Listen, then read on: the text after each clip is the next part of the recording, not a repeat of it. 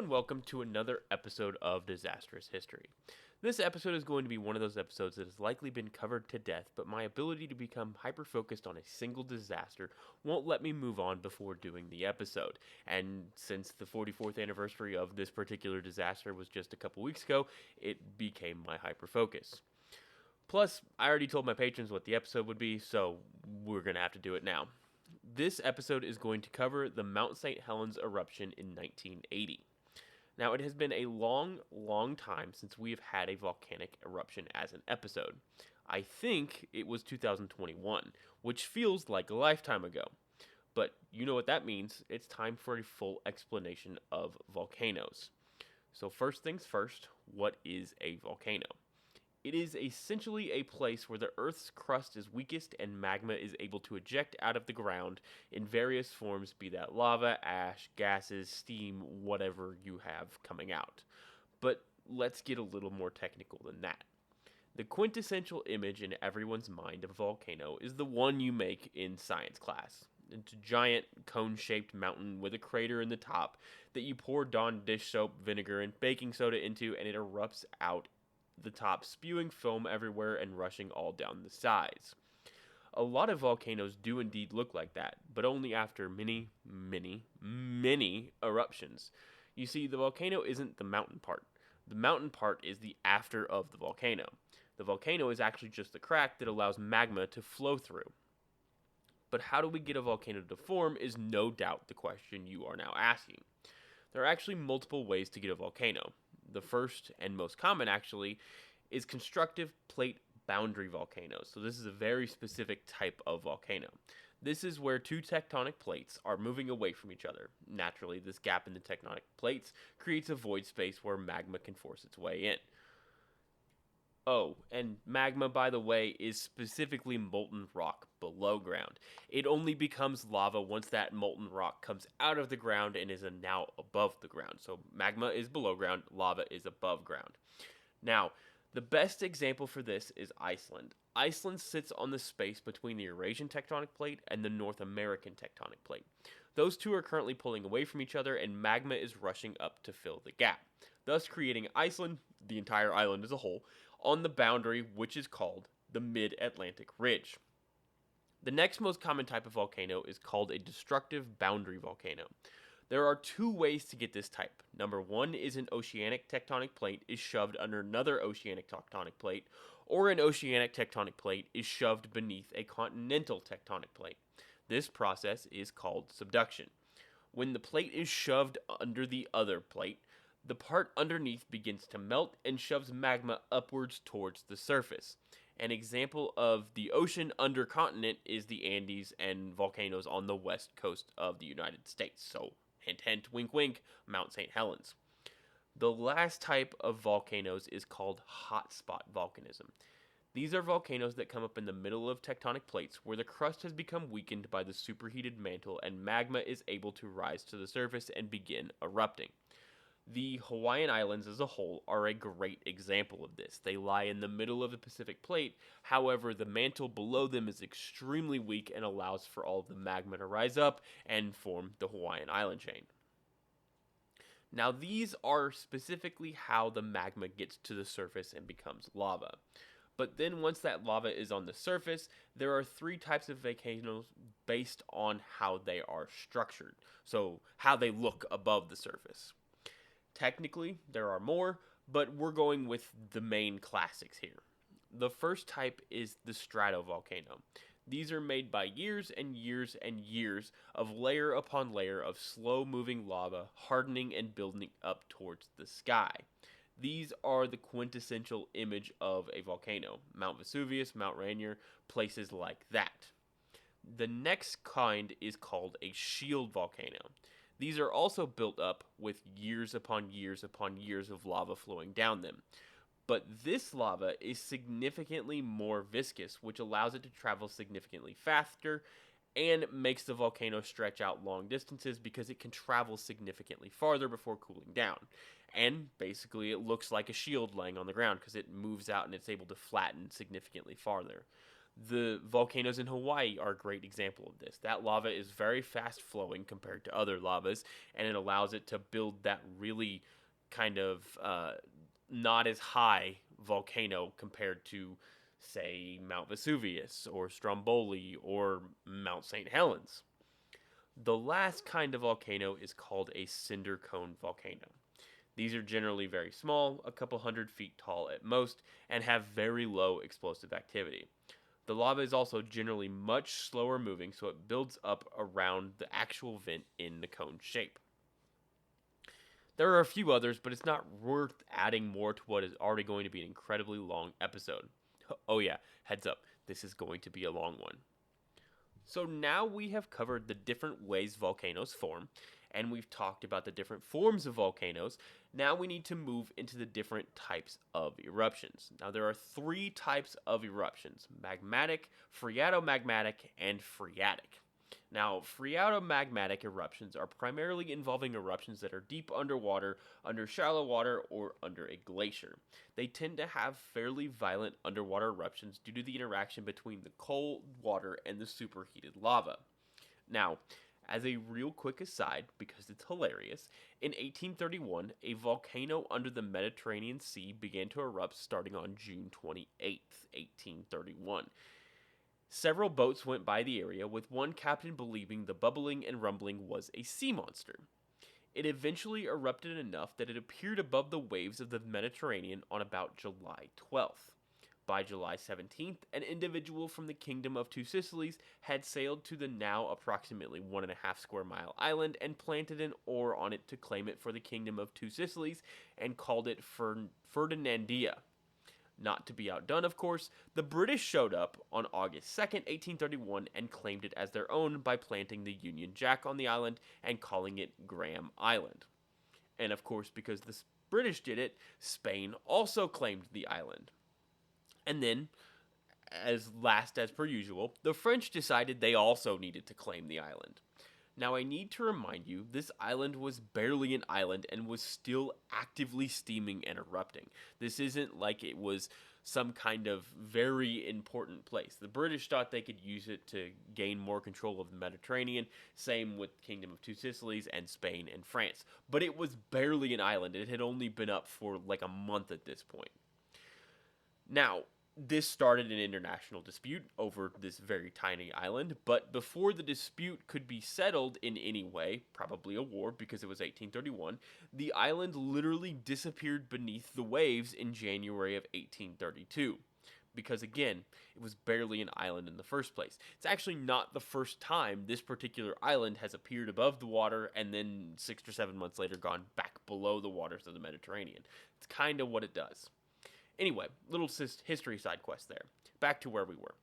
Phreatomagmatic eruptions don't really apply to us in this episode because, well, Mount Saint Helens is neither below sea level or a glacier. The next type of eruption is called a magmatic eruption. These are categorized by actual magma and then lava coming out of what is usually the top of the volcano.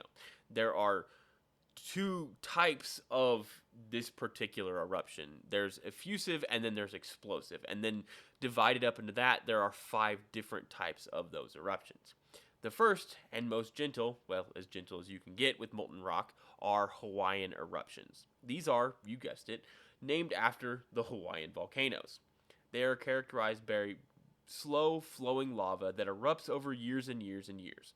One of the volcanoes on one of the Hawaiian islands erupted for literally 35 years straight. By the time it finally stopped erupting in 1983, it had sent out 1.1 cubic miles of lava, made several active lava ponds, covered 55 square miles in lava, and had added about 439 acres to the island of Kilauea. Now, generally, these eruptions don't occur at the actual peak of the volcano. They most often occur in fissures along the slopes of the volcanoes. Now, often these eruptions involve chunks of lava being launched into the air at lava fountains, and these lava fountains create an interesting effect. Because they come out in chunks, the lava chunk will sometimes split into multiple pieces while remaining connected by long, incredibly thin strands of lava that rapidly cool between the two bigger chunks of lava. This thin strand of volcanic glass breaks off and is carried by the wind, sometimes great distances before landing. It is often called Pele's hair, after the Hawaiian volcanic goddess Pele. And then those bigger pieces at the end rapidly cool and form a teardrop-shaped piece of volcanic glass that is called Pele's tears. Now, on Hawaii, they often tell you not to pick up the hair because it is incredibly sharp, and if it gets stuck in you, it's very hard to get out, or it will break inside the wound and it will cause you great agony and bleeding, and it's just generally a bad idea to pick it up. So just don't pick it up. It's also bad luck. So don't do that. The next kind of volcanic eruption is called Stromboli, and this is specifically magmatic eruptions. It is named after the volcano Stromboli off the coast of Sicily. This eruption is also relatively calm. What happens here is large gas bubbles form in the magma chamber, slowly coalesce into a single large gas bubble, which eventually becomes light enough that they rise through the lava column and pop at the surface. This throws some lava up in the air in arcs. And yes, this essentially means that there is an entire volcanic eruption type where it is essentially burping.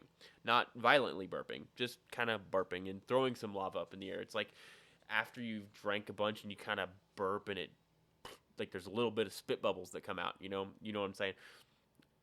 Anyway, because this activity can continue indefinitely, many Strombolian eruptions can literally last for thousands of years.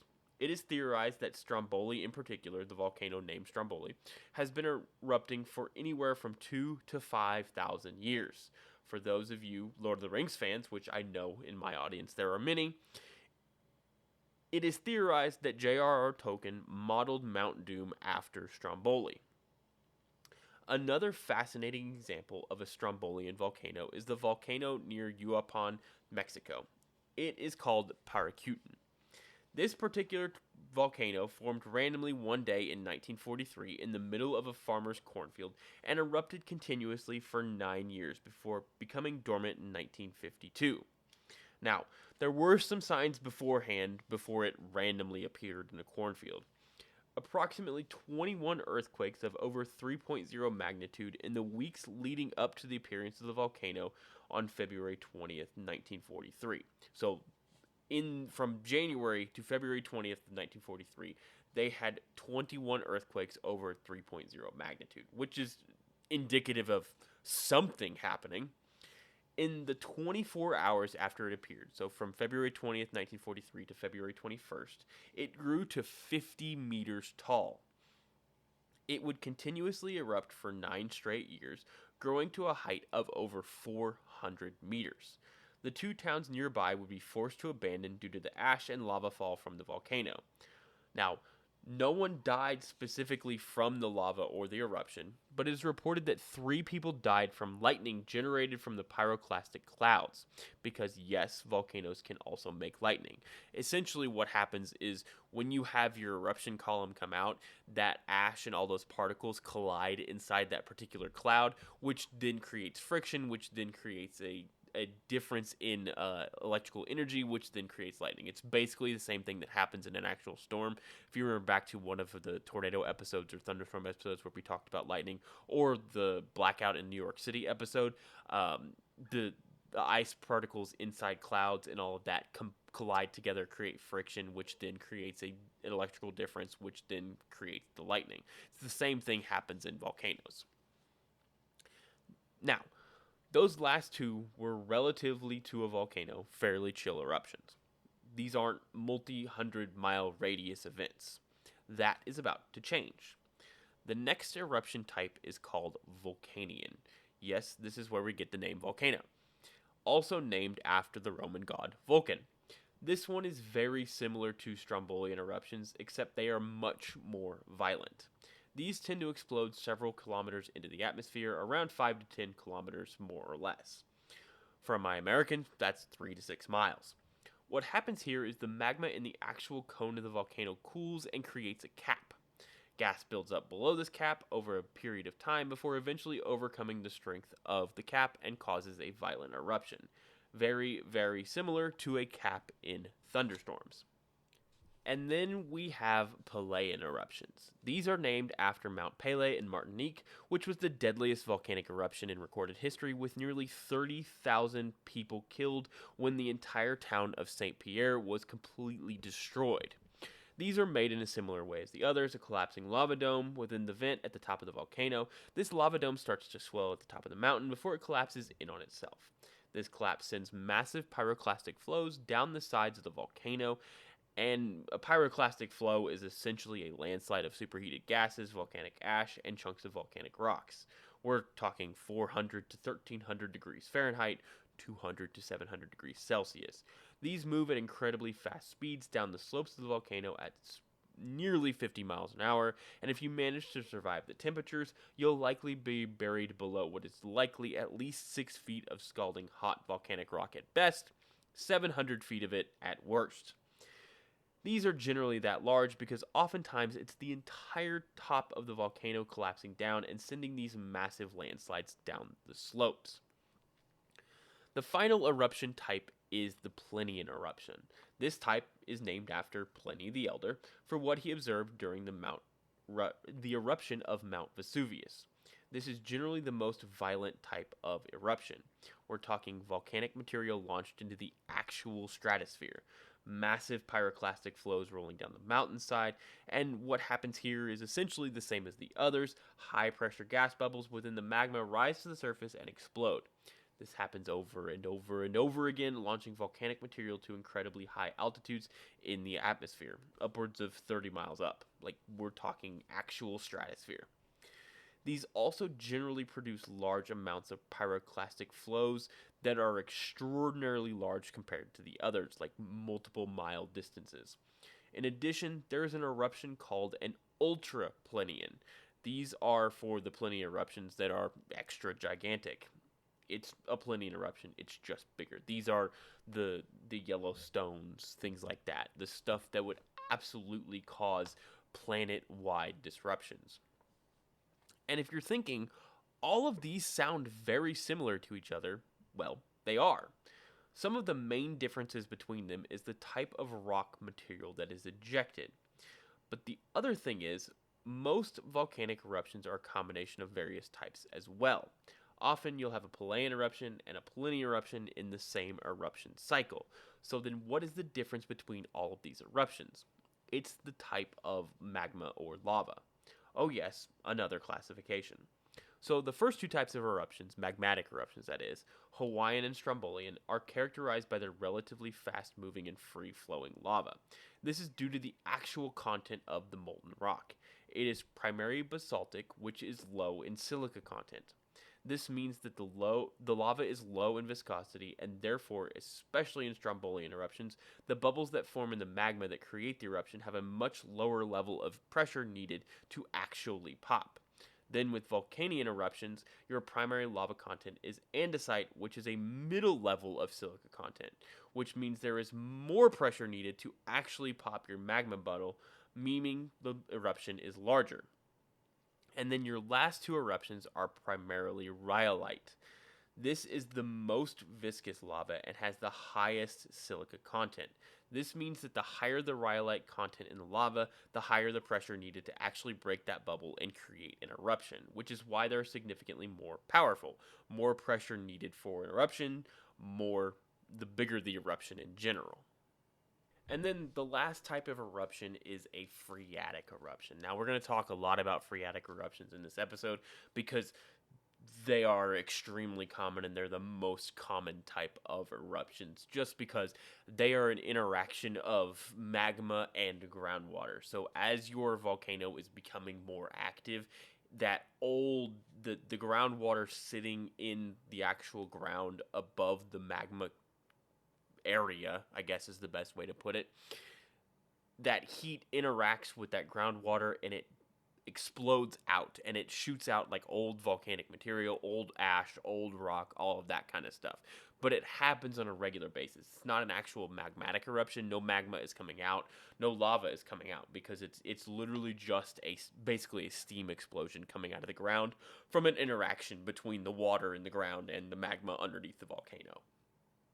Now, I know this has been a very long introduction, and I promise you I have somehow made it significantly shorter. I went into a very, very, very deep rabbit hole on volcanoes to do this episode. But this is a disaster podcast after all, and we need all of the context in which to provide background on what is going to be actually covered in the actual disaster. I thank you for sticking with me. I know we're 20 minutes in already, but we are on our last classification of volcanoes. This is the very last one, I promise.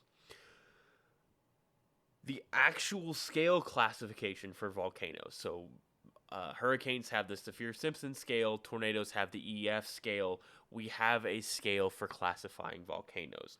It is the Volcanic Explosivity Index, or simply VEI. This scale goes from 0 all the way up to 8. The VEI is based on 3 categories: the amount of material ejected, the height of the eruption into the atmosphere, and how long the eruption lasts. Similar to the Richter scale and moment magnitude scale for earthquakes, the VEI scale is logarithmic. Essentially what that means is as you go up a level on the scale, you have a 10 times worse volcano. So from VEI to VEI 1, the amount of erupted tephra, this is what is ejected by the volcano, goes up from 0.0001 cubic kilometers to 0.001 cubic kilometers. At the very top of the scale, the massively catastrophic, nearly impossible to describe levels of damage is 1,000 cubic kilometers of material ejected. I don't even know how to put that into perspective for you. The best way I can describe it is imagine the entirety of Disney World in Florida being launched into the air. That's yes, the entirety of Disney World launched into the air.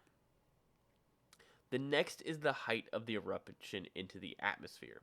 At the very bottom, we have 0.1 kilometers into the air to a middle-of-the-road eruption, which is about 25 kilometers. And then at the very top, we have all the way to the stratosphere, which is about 50 kilometers up. And then the length of the eruption is literally just how long it takes to erupt. So anywhere from less than an hour on the bottom end to 12 plus hours at the top end. So, with that, we move on to our actual subject of our episode today, Mount Saint Helens. Now, Mount Saint Helens is a part of the Cascade Mountain Range in southwestern Washington state in the United States. It was named by a British explorer by the name of George Vancouver. Yes, that Vancouver, after British diplomat Alan Fitzherbert. Yes, that is his real name, who was the Baron of St. Helens. So, the guy who founded Vancouver named St. Helens after a guy whose last name was Fitzherbert, who was the Baron of St. Helens. He was not, they didn't name it Mount Fitzherbert, which would have been significantly better. Anyway, to start this episode with, I want to give you some background on the particular volcano. Now, first off, we're going to cover the Native American story of how this particular volcano was formed because, one, it is important to remember the stories of those who lived here first, and two, it's an incredibly cool story. This comes to us from the Klickitat tribe in Washington and Oregon. There are others that are told, but this is by far the most common one that I was able to find. So, a long time ago, the Klickitat of the area had a hard time crossing what is now known as the Columbia River. And Manito, the great spirit of the Klickitat, decided to build the people of the land a stone bridge for them to cross. He realized this was an incredibly important landmark, so he sent a wise woman to be the bridge's guardian, a woman by the name of Lou Witt. At the same time, Manito sent his 3 sons down to earth as 3 mountains: Multnomah, the warrior, which is now Mount Rainier; Klickitat, the totem maker, which is now Mount Adams; and Wyeast, the singer, which is now Mount Hood. The people used the bridge to travel across, and the sons used it to visit each other on either side of the river. Because of this, the people named the Bridge of the Gods. But it was not to last. Soon, a new mountain sprung up, a young woman known as Squaw Mountain. Now, Squaw Mountain was madly in love with Wyeast, but she also enjoyed flirting with his brother Klickitat. This caused the 2 brothers to begin to fight and argue. They yelled and spewed hot rocks and set great swaths of the forest on fire in their battles. Eventually, their fighting became so terrible, the rocks landed upon the bridge of the gods, and the ground shook around it and collapsed it into the river. Eventually, the fight came to a head, and Klickitat won, and Squaw Mountain joined Klickitat by his side, but soon after she became incredibly depressed because she truly loved Wyist, but she was not allowed to be by his side, so she laid down and never got up again. Squaw Mountain is now known as Sleeping Beauty and is the mountain just west of the modern-day Mount Adams. Now, when Squaw Mountain fell, Klickitat became full of grief and bowed his head in shame towards his fallen love, and that is why Mount Adams does not have a steep peak. Wyist, however, remained tall and proud, waiting on his love to return, and Mount Hood retains its tall and steep peak. In the fighting, though, Luit fell when the bridge collapsed in an attempt to calm the brothers and prevent their fight from continuing. When Manito heard what Luit had done and her enduring loyalty to guarding the bridge, he revived her and gave her one wish. She wished to be young and beautiful, and the Great Spirit granted her that wish, turning her into the youngest mountain in the range, the volcano known today as Mount Saint Helens, or to the Klickitat, Luala Klo. Now, the interesting part of that whole story is there actually was a natural land bridge over the Columbia River in that area for a period of time. A massive landslide occurred that dammed the Columbia River for a short time before it successfully eroded through the bottom of it. It made an actual land bridge that went across the Columbia River that people regularly used to walk across and travel across the river. That particular land bridge lasted for a couple hundred years before an earthquake collapsed the bridge in about 1700 and created the Cascade Rapids near the Cascade Locks. So the story is at least somewhat rooted in reality of explaining why that particular bridge is there and why there are three massive mountains in Washington.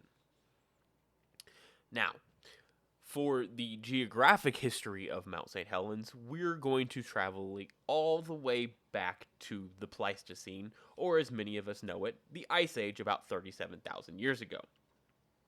This is the first evidence we have of an eruptive period for Mount St. Helens, known as the Ape Canyon eruptive period. This eruptive period likely lasted somewhere around 5,000 or so years, occurred in four main sections. The volcano went dormant for a while being about 15,000 years, and then after that resuming eruptions in the next eruptive period, known as the Cougar eruptive period, about 20,000 years ago. This lasted for about 2,000 years, before the volcano again fell dormant for about 5,000 years to 13,000 years ago. The next eruptive period, known as the Swift Creek eruptive period, was marked by many extreme eruptions that sent ashfall as far as central Washington on repeated occasions up until about 8,000 years ago. The next one was the Smith Creek eruptive period. This one was a fairly large one and covered large swaths of Washington, Oregon, and Canada with volcanic material.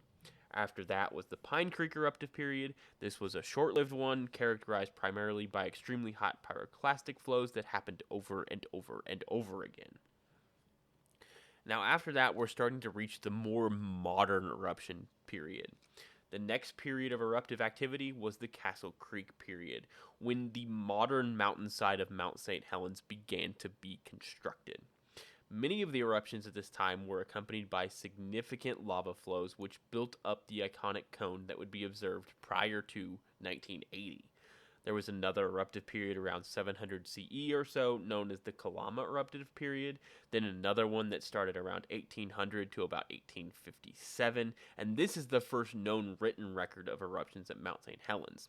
In fact, one of the eruptions in 1831 launched a large amount of ash into the atmosphere, which changed the color of the sky throughout the U.S. And it is thought that this eruption is what Nat Turner took as his final sign to launch his slave rebellion in Virginia, as it caused the skies to turn an odd bluish-green color, and he took that as a sign from the heavens to launch the slave revolt. Now, whether or not it was actually that is still up for debate, but it is a possibility. Now, with that, we are now up to 1980. Now, prior to 1980, Mount St. Helens was incredibly popular with hikers and campers. It was perfectly symmetrical and an incredibly breathtaking sight, and the area all around it was full of gorgeous forests and fishing full of fish and wildlife and large game and small game. It was incredibly beautiful with some fantastic trees, and it was a great place to hike. Frequently, Mount St. Helens was known as the Fuji of America after the legendary Mount Fuji in Japan. Mount St. Helens was about 9,600 feet tall and stood out significantly among the hills surrounding it because it was significantly taller and was also snow-capped year-round. Is a stratovolcano that was created from the subduction of the Juan de Fuca continental plate, which is a plate just off the coast of North America, that has been shoved under the North American plate, creating the Cascade Volcanic Arc. Now, our story officially starts on March 15th, 1980. Seismographs around the area began to pick up small earthquakes in and around Mount St. Helens. There had been smaller earthquakes around the volcano before. It was a volcano after all, and nothing out of the ordinary was really expected. The earthquakes did seem to be happening at a higher rate, though. From about the 15th to the 20th of March of 1980, they experienced nearly 100 earthquakes around the volcano. The USGS, U.S. Geological Service, very quickly brought their scientists to the volcano to record and understand what was happening. One of the very first was a volcanologist by the name of David Johnston. He would spend the majority of the next few months on the mountain in some capacity, and was one of the leaders of the groups of scientists studying the volcano leading up to the main eruption. Now, for those first 5 days or so, it kind of seemed as business as usual around Mount St. Helens. The amount of earthquakes was odd, but it wasn't super out of the ordinary. That was up until March 20th, 1980 at about 3:47 p.m. On that afternoon, a magnitude 4.2 earthquake rocked the area. It was extremely shallow on the northeast side of the mountain and set off numerous avalanches down the flanks of the volcano. This one, however, got their attention. So they set up more monitors around the volcano and began to really pay attention. On Friday, March 21st, earthquake activity seemed to pick up, and seismologists from the University of Washington warned the U.S. Forestry Service that it would likely cause further avalanches. They did not say, however, that they had begun to have a sneaking suspicion that this was volcano-related. So normally when you have an earthquake, you have aftershocks, and slowly those aftershocks fade out.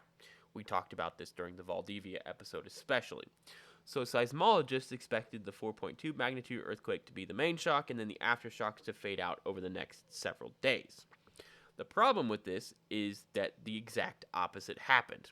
More and more and more earthquakes began to happen. This is when they realized, this is probably volcanic activity related. They were literally recording 20 earthquakes per hour at several points. That is a ton of earthquake activity. On March 25th alone, they had 25 earthquakes at a magnitude 4 or higher. This is when the U.S. Forestry Service decided it was time to close the mountain above the tree line and suggested to everyone living and working in the area of the mountain to evacuate out of concern for avalanches.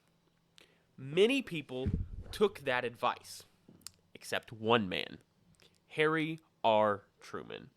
Not to be confused with Harry S. Truman. This was not a president. It was not the president. Harry R. Truman owned the Mount Saint Helens Lodge at Spirit Lake.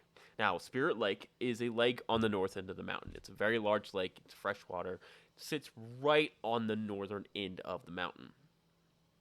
Harry Truman was generously a grumpy individual. He was well known in the area for generally causing all sorts of problems up and down the mountain. Poaching, pretending to be a park ranger. He once ran someone off because he didn't want to rent to them because he thought he was old and then realized who it was. It was a very famous judge, so he ran him down to actually convince him to stay.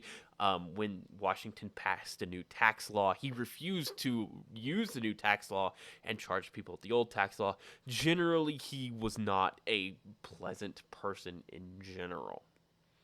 The U.S. Forestry Service asked him in March of 1980 if he would evacuate, and he was adamant that he would not, saying, quote, "I don't have any idea whether it will blow, but I don't believe it to the point I'm going to pack up," end quote. And so he stayed. We will be back to Harry Truman later. On March 26, 1980, they had their 100th earthquake of 3.5 or higher since March 20th. This is basically constant shaking at this point. Looking at the seismic recordings, it is nearly impossible to tell when one earthquake stops and another begins. It's just constant, up and down shaking. Then on March 27th, Mount Saint Helens began to erupt. At approximately 12:30 p.m., a loud boom was reported from the volcano. An individual flying around the area reported a column of ash and smoke emitting from the volcano. At 2 p.m. that day, there was a 4.7 magnitude earthquake, followed by a black plume of smoke that was approximately 7,000 feet high. This explosion created a 200 to 250 foot crater in the top of the volcano. Cracks also began to appear all around the top of the mountain, and the massive concern that there would soon be a major landslide grew. It was at this point the U.S. Forestry Service decided, it's time for everybody to go, and evacuated everyone within 15 miles of the volcano. That included numerous individuals and homes, a couple hundred loggers in the area, and all U.S. Forestry Service employees in the area. Everyone was out, except Harry Truman. He would not budge. The sheriff's department then set up roadblocks leading to the mountain, except leaving Harry Truman behind them because, again, that man was not going anywhere. On March 29th, a second crater, approximately the same size as the one that first appeared on March 27th, appeared to the west of that crater. During the night from the 29th to the 30th, a blue flame was visible at first in the first crater, then the second, then it jumped back and forth between the two craters. Volcanologist David Johnston said it was likely burning gas emissions from the volcano, mostly hydrogen sulfide. At this point, the volcano being active again had become a widely known subject. The actual roads to the mountain were closed, but it was impossible to do anything about the air. Dozens of planes were flying over Mount Saint Helens a day by this point, hoping to get a look into the craters at the top of the mountain and maybe see it erupt. Now, back on the ground, activity continued. March 30th had 58 earthquakes over a 3.0 magnitude. Ash had begun to fall on neighboring towns around the base of the volcano. Scientific testing of the ashfall had indicated that the vast majority of it was made up of older magma fragments that were part of the volcano crater already and wasn't any new magma coming up from below ground yet. Right around March 31st is when we start to really see the human spirit of this coming out. The U.S. Forestry Service and USGS were receiving daily phone calls from gamblers asking how many earthquakes and eruptions had happened in the previous 24 hours, likely because they were placing over-under bets, because of course they were. People were setting up protests at the roadblocks because they wanted to get closer to the mountain, and also because some of them were unable to reach their cabins in the forests around the mountain. Many individuals reported that the roads leading to the mountain began to look like Seattle at rush hour. There were cars parked on either side of the road for miles away from the mountain, all people trying to get a look at the ongoing eruptions. Some people even set up mini stores out of the back of their vans to sell t-shirts that they had designed showing off the smoking mountain, because of course they did. This is America after all. If you can make a buck on it, someone's gonna do it. And that was just the main roads. There were dozens upon dozens of logging roads that the sheriff's department literally could not effectively block 24/7. They only have so many sheriffs, and there's just absolutely no way that they can take care of and put roadblocks up on all of those logging roads. They actually requested the National Guard to help with roadblocks because they were having so many problems. The flights over the active volcano had reached a ridiculous point, with nearly 100 planes attempting to fly over the smoking crater a day. That is a lot of planes. That I can't imagine 100 planes trying to fly over the exact same spot in the same day. You're getting multiple an hour, and it's likely most of them are going to be during the day. So you generously have about 12 hours where you have 100 planes trying to get as close to an actively erupting volcano as they possibly can. That would be incredibly stressful for a lot of people, because if you have a plane accident, plane crash up there, they're gonna be dead. It's gonna take too long to get anyone there. You also have to worry about the safety of first responders because, again, the volcano is actively erupting. Nothing major at this point, but it's a volcano. It could go at any time. And then to top it all off, one pilot called the flights over Mount St. Helens at this time a dogfight over the crater because there were so many planes bobbing and weaving in and out of each other. Planes would maintain radio silence and fly as low as possible to avoid the FAA entirely, because if they're high enough, radar will pick them up and the FAA will get on their radio and say, hey, that's a restricted airspace, don't go in there. But if they fly low enough, they can fly below radar, and if they don't respond to their radio, no one is there to tell them, hey, you can't do that. And what are they going to do? Shoot them down? No, they're not. They might arrest them when they get back. But again, they're just going to fly below radar, and if it's a private plane and they're not, putting in all the information needed to actually track them, then who's going to catch them? And there were just so many of them doing it, it was effectively meaningless to try and actually enforce. Now, through all of that, all of the hundreds of earthquakes at this point, the multiple eruptions, all of that, Harry R. Truman still flat out refused to leave. There have been avalanches. There have been earthquakes over 4.0, multiple at this point. There have been 100 or so earthquakes over 3.0 magnitude at this point. And this man refused to leave.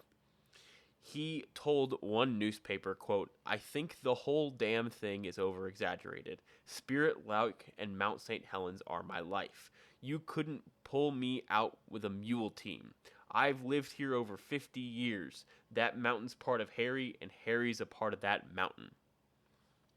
Now, to give you an idea of why Harry became such a celebrity during the lead up to the eruption, he was, first of all, very cantankerous and was quite willing to tell anyone and everyone with a microphone just how much he was not leaving.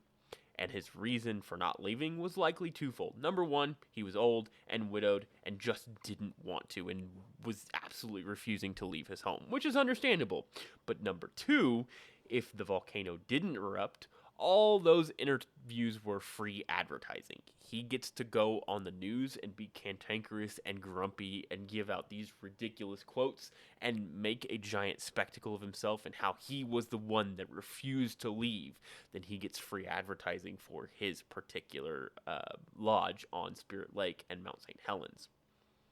And then another reason that he was quite interesting in this particular saga is because of where his lodge was located.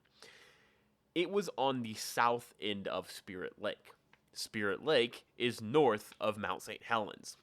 So his lodge was quite literally on the base of the volcano. He was approximately a mile from the crater, well within what would be a reasonable estimation of the eruption zone.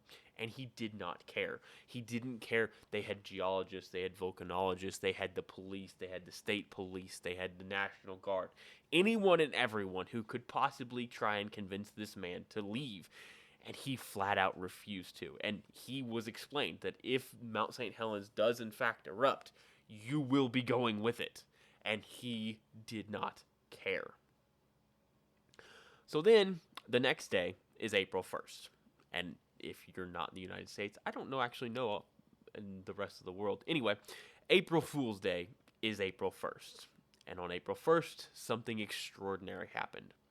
All the way across the country, near Milton, Massachusetts, a local news station outside Boston, WNAC-TV, reported that a local hill called Great Blue Hill began to erupt and spew lava onto nearby homes of unsuspecting residents.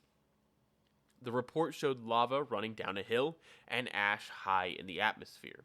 It showed a clip of President Jimmy Carter saying he was gravely concerned, and the Massachusetts governor at the time saying that the situation was very serious. One reporter said that the eruption was caused by a geological chain reaction in connection with Mount Saint Helens. Except the entire thing was an elaborate April Fool's joke. The reporter then held up a sign at the end that said April Fools with an exclamation point, but as we know, many people stopped watching immediately after the eruption portion. It actually showed clips of Mount St. Helens, but made it seem like it was in Massachusetts, This was prior to the internet, so the local police department was immediately inundated with concerned residents trying to figure out what they should do. The news stations had the ire of their viewers directed at them and issued an apology at their 11 p.m. news broadcast. The producer who okayed the entire thing was fired the next day for failing to identify stock footage as such in violation of FCC rules and also for failure to exercise good news judgment. And then, in actuality, more earthquakes were recorded on April 1st on actual Mount St. Helens as well, just so you didn't think the volcano decided to take a day off to celebrate April Fool's Day. By April 2nd, things had started to change. Eruptions were still happening. Earthquakes were still happening, kind of. You see, there's a normal earthquake, which is a sudden, intense shaking that peters out quickly. So, if you think about looking at an actual printout from a Richter scale, you have it goes up and down. It makes a drawing, and it goes up and down really fast, and then it slowly peters out to a solid line again. That is a normal earthquake. You have those big waves that slowly go down to smaller waves. Then there's a thing called a harmonic tremor. This is an earthquake that has a consistent wave for a period of time.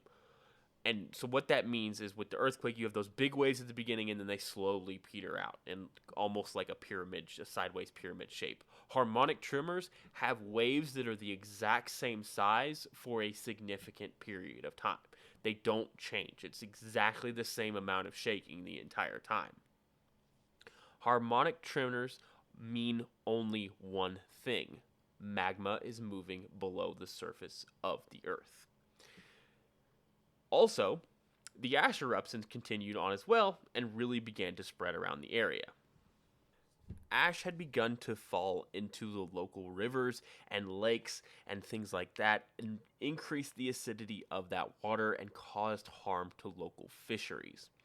And just so you didn't think that this was over, more attempts to circumvent the roadblocks were also consistent on this day.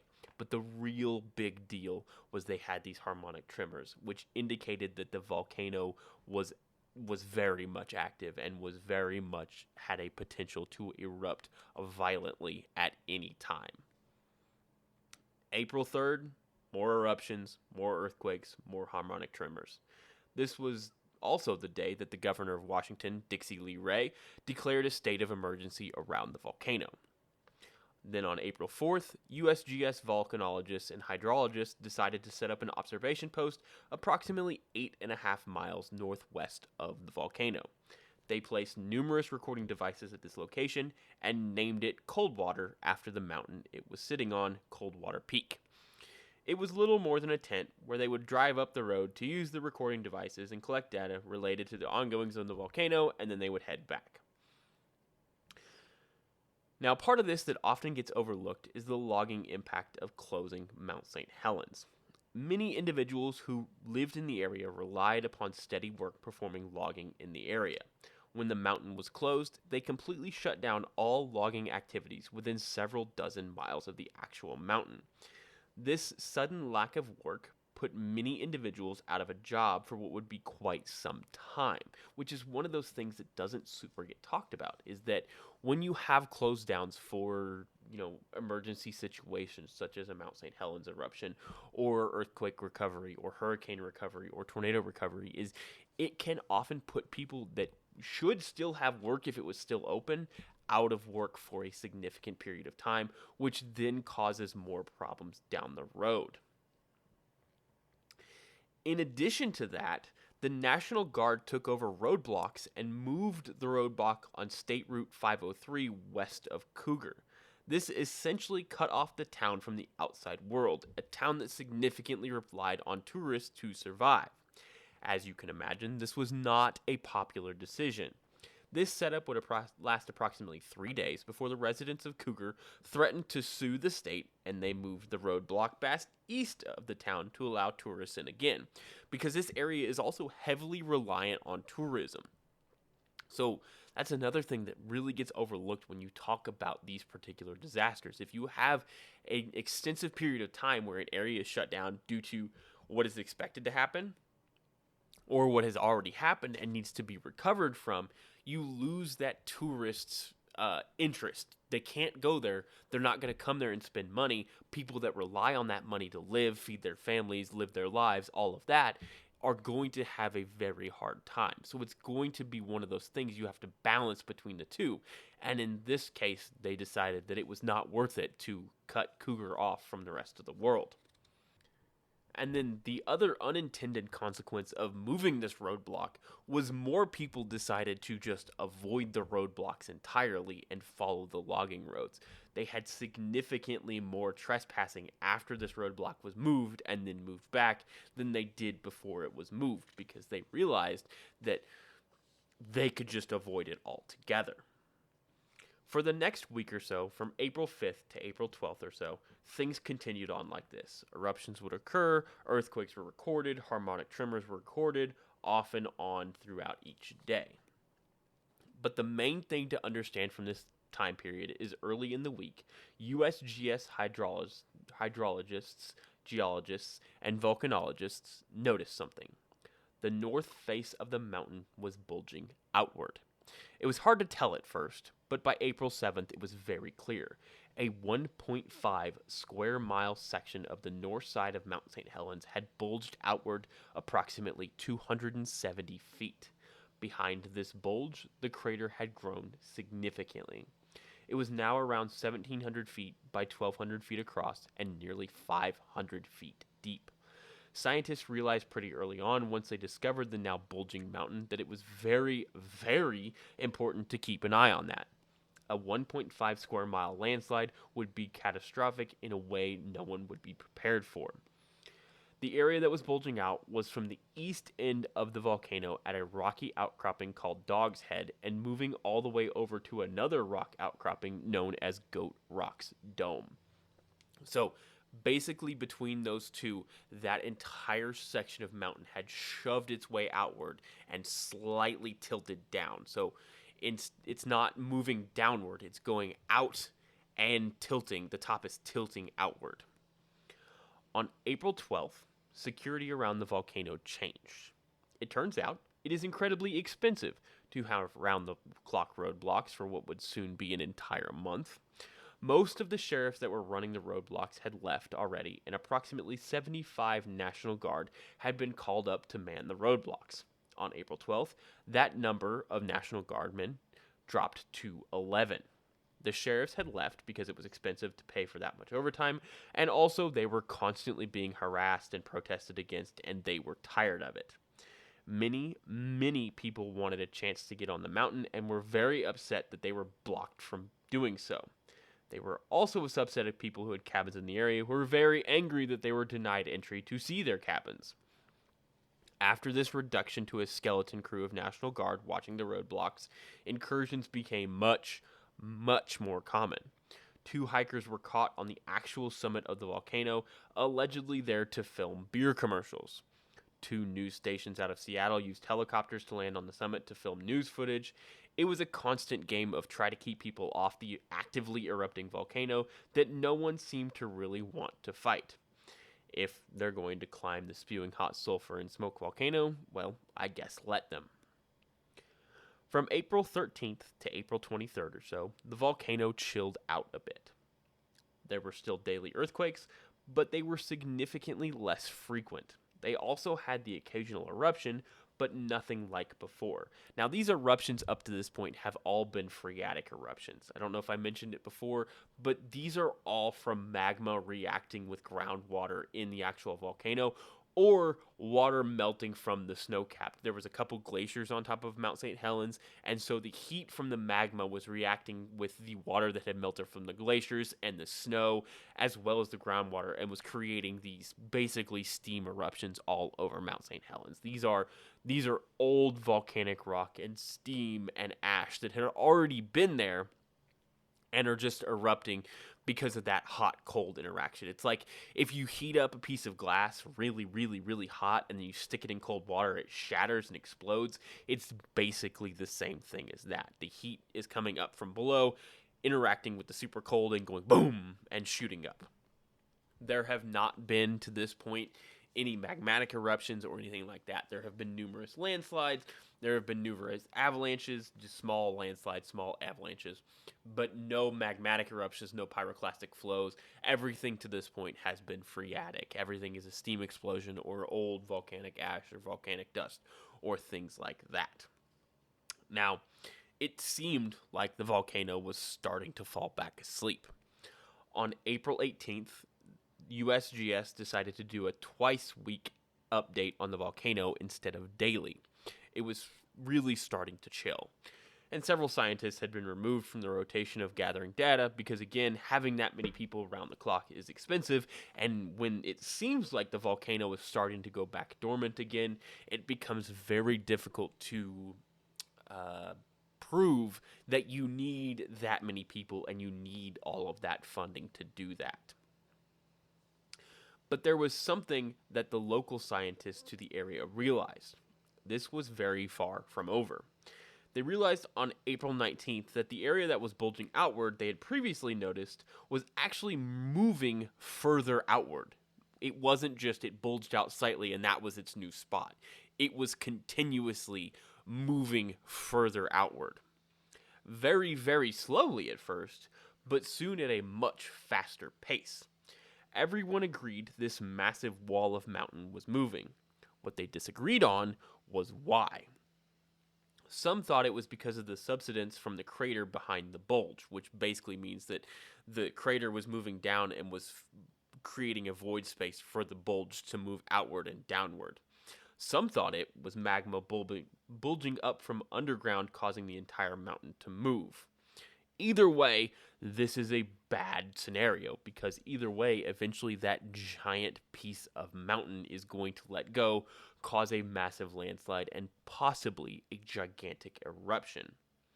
That mass of ground was estimated to be 150 feet thick, and once again, in case you forgot, 1.5 square miles. That is a large amount of moving material. If it let go, not only would anyone downslope from it for a good distance have absolutely zero time to evacuate, it would also likely set off a massive eruption from the volcano. If you're wondering who is in direct path of this massive bulge of volcano, that is correct, Harry R. Truman. By April 22nd, actual eruptions, the phreatic eruptions, more or less ceased. There were fumaroles, small escapes of volcanic gas and steams from cracks, but nothing explosive at all. It's literally just like the mountain is off-gassing. It's not erupting, it's not exploding, it's just steam coming up out of the ground. It had been calm, besides some steam venting, that the USGS considered reopening parts of the mountain on April 23rd to activity. Like, it had been chill. There had been very few earthquakes. There had been no eruptions. It was literally just the steam coming out of the ground, and they were receiving massive public pressure to reopen this volcano, and they were kind of leaning towards it. The bulge continued to be an area of grave concern. At this point, they were pretty convinced it was mostly from magma pushing up from underneath, but no one could know for certain. And that's really the reason they didn't reopen the mountains, because if that bulge goes, you have, number one, the largest landslide in recorded history, and number two, a likely massive eruption directly behind it. Because, again, you need that bubble that is in that magma to be broken to cause this eruption, and losing a 1.5 square mile area of mountain would likely be enough to set off that eruption. Now, when they had first noticed the bulge on the mountain, several tilt meters were placed on the bulge to measure how far and how much the bulge was tilting. From April 23rd to April 27th, the bulge moved approximately 20 to 25 feet northward towards Spirit Lake. It was also tilting downward at a much faster rate. The problem with this was the rest of the volcano was very chill. There wasn't even steam rising high enough to make it out of the crater. Earthquakes were slowing down, but yet this giant mound of earth was still moving 5 to 6 feet a day away from the mountain. If it let go, it would reach Spirit Lake in at most 2 minutes. There would be no warning, no way to escape, instant death for anyone caught there. But it is hard to put into words so the average person can understand what this particular risk is. You could say, yeah, the entire mountain is going to come down on you, and they're going to think you're exaggerating. But in this case, it is a little bit of an exaggeration. It's only half the mountain coming down on you. That's still a lot of mountain. All the average person can see is you being what sounds like ridiculous because we've never seen half of a mountain fall before, but also an absolutely gorgeous mountain they have likely grown up being around, grown up hiking on, spent a good amount of time and have good memories on, and want to go hiking or go home, or if they were a logger, they want to go out and log wood or do whatever. They're not seeing this risk. You can't, that area of mountain is so large that you can't tell with the naked eye that it's moving because it's just so vast. All they see is you saying, no, this whole side of the mountain is moving, and them looking at it and going, it looks like the same mountain to me, and they just have to trust you that you know what you're doing. And as we can see today, many people struggle to trust experts. That was the same problem in 1980. That has always been a problem. People have always struggled to trust experts in what they know. And they just see what they want to see, and they want to enjoy things, and they want to be able to go and do what they want. And there's no explosions happening. It was significantly easier to keep at least the vast majority of people away when explosions were happening daily to, distract people, to keep them out. Like, hey, don't go here. The mountain is literally exploding. Now, it's quiet. There's some steam here and there, but it's not really doing much of anything else. And there's significantly less earthquakes as well. So it doesn't even seem like the mountain is about to go. And without, again, seeing the measurements yourself, it's hard to tell that a landmass that size is moving. It's just hard to comprehend. And so the USGS and the U.S. Forestry Service were under immense pressure by the public and likely politicians saying, hey, open this because, again, we're losing tourist money. We're losing logging money. We're losing all of this economy. People in the area that I represent in government or whoever represent in government are calling me daily saying, you are keeping us out for no good reason. That volcano is not going to erupt. It's completely silent, and it has been for days. Let me go do my job. Let me go visit where I want to visit. Let me go live my life. Let me go back to my home. That is incredibly hard to ignore, especially when you can't really give them a good concrete example of why specifically they cannot go back. Fortunately, the governor actually listened to the USGS and on April 30th issued a red zone 3 to 7 miles out from the peak of the volcano. This zone restricted access to only scientists, law enforcement, and government officials. Again, this was not a popular decision, especially, again, because the volcano looked completely serene. But that bulge kept growing and moving away from the mountain. Beyond that red zone, a good distance, was a blue zone. That blue zone was only accessible to those with a special pass and only during daylight hours, basically loggers and people who owned property in the area. Now, this whole time, reporters kept going back to visit our dear friend Harry Truman at Mount Saint Helens Lodge at Spirit Lake. And he was more than happy to keep giving interviews. He had been repeatedly told by the Sheriff's Department and the National Guard and the State Police and scientists and anyone else that he needed to evacuate. He was explained to by hydrologists and geologists and volcanologists that he needed to evacuate, yet he refused them all. At one point, he told reporters that the constant earthquakes fully knocked him out of bed. So, he laid a mattress on the floor of the basement and slept on that. He told reporters, quote, "That mountain doesn't dare blow up on me. I've walked that mountain for 50 years. I know her. If it erupts with lava, it's not going to get me at Spirit Lake." He flat out refused to budge.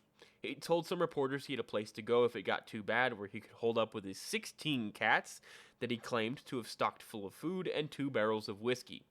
But Truman wasn't just adamant that he wasn't leaving.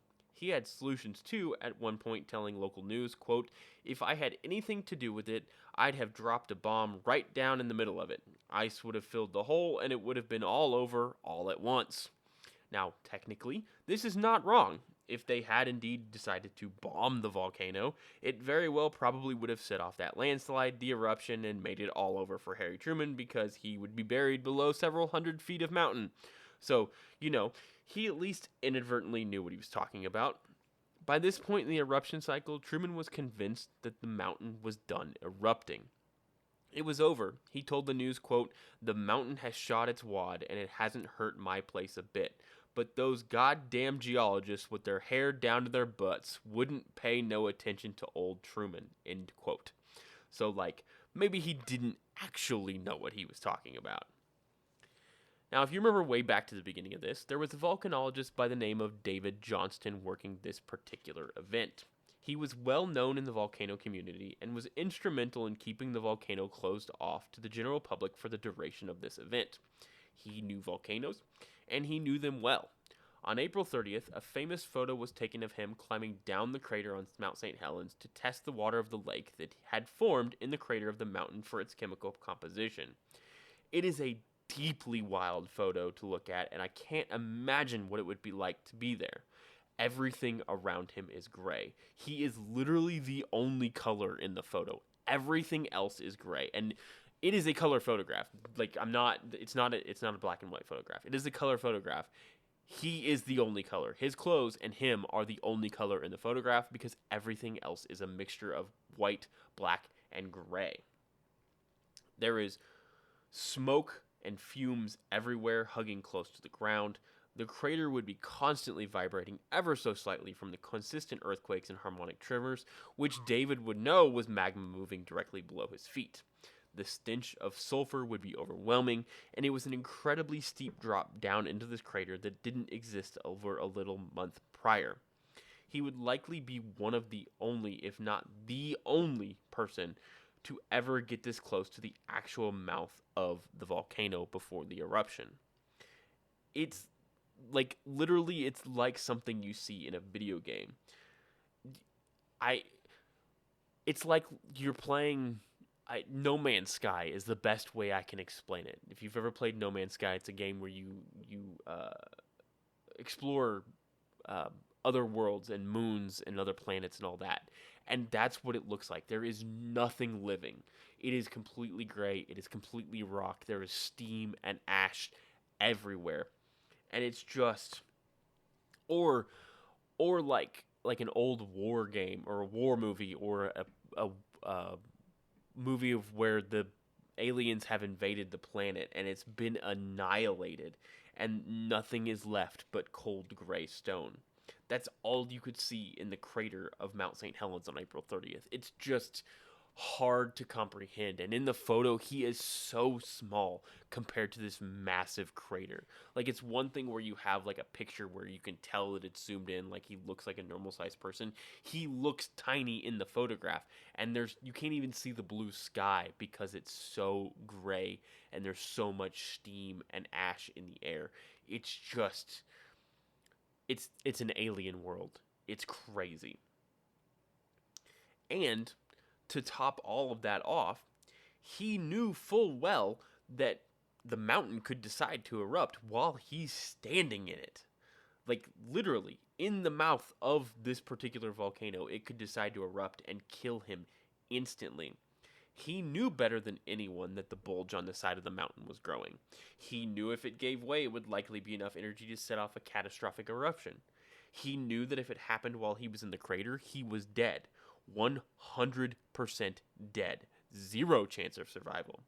But he risked his life to do so to further our knowledge of volcanoes and what makes them work.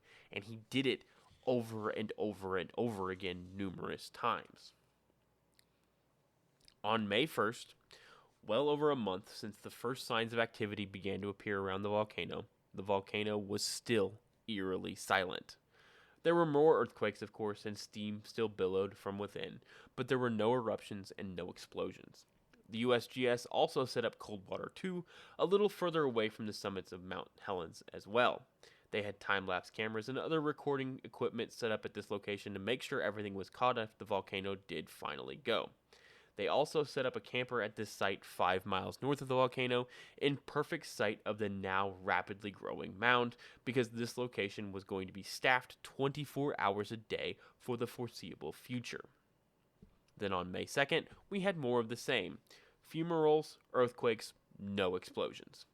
More people trying to get passes to hike the mountain than complaining when they were told no.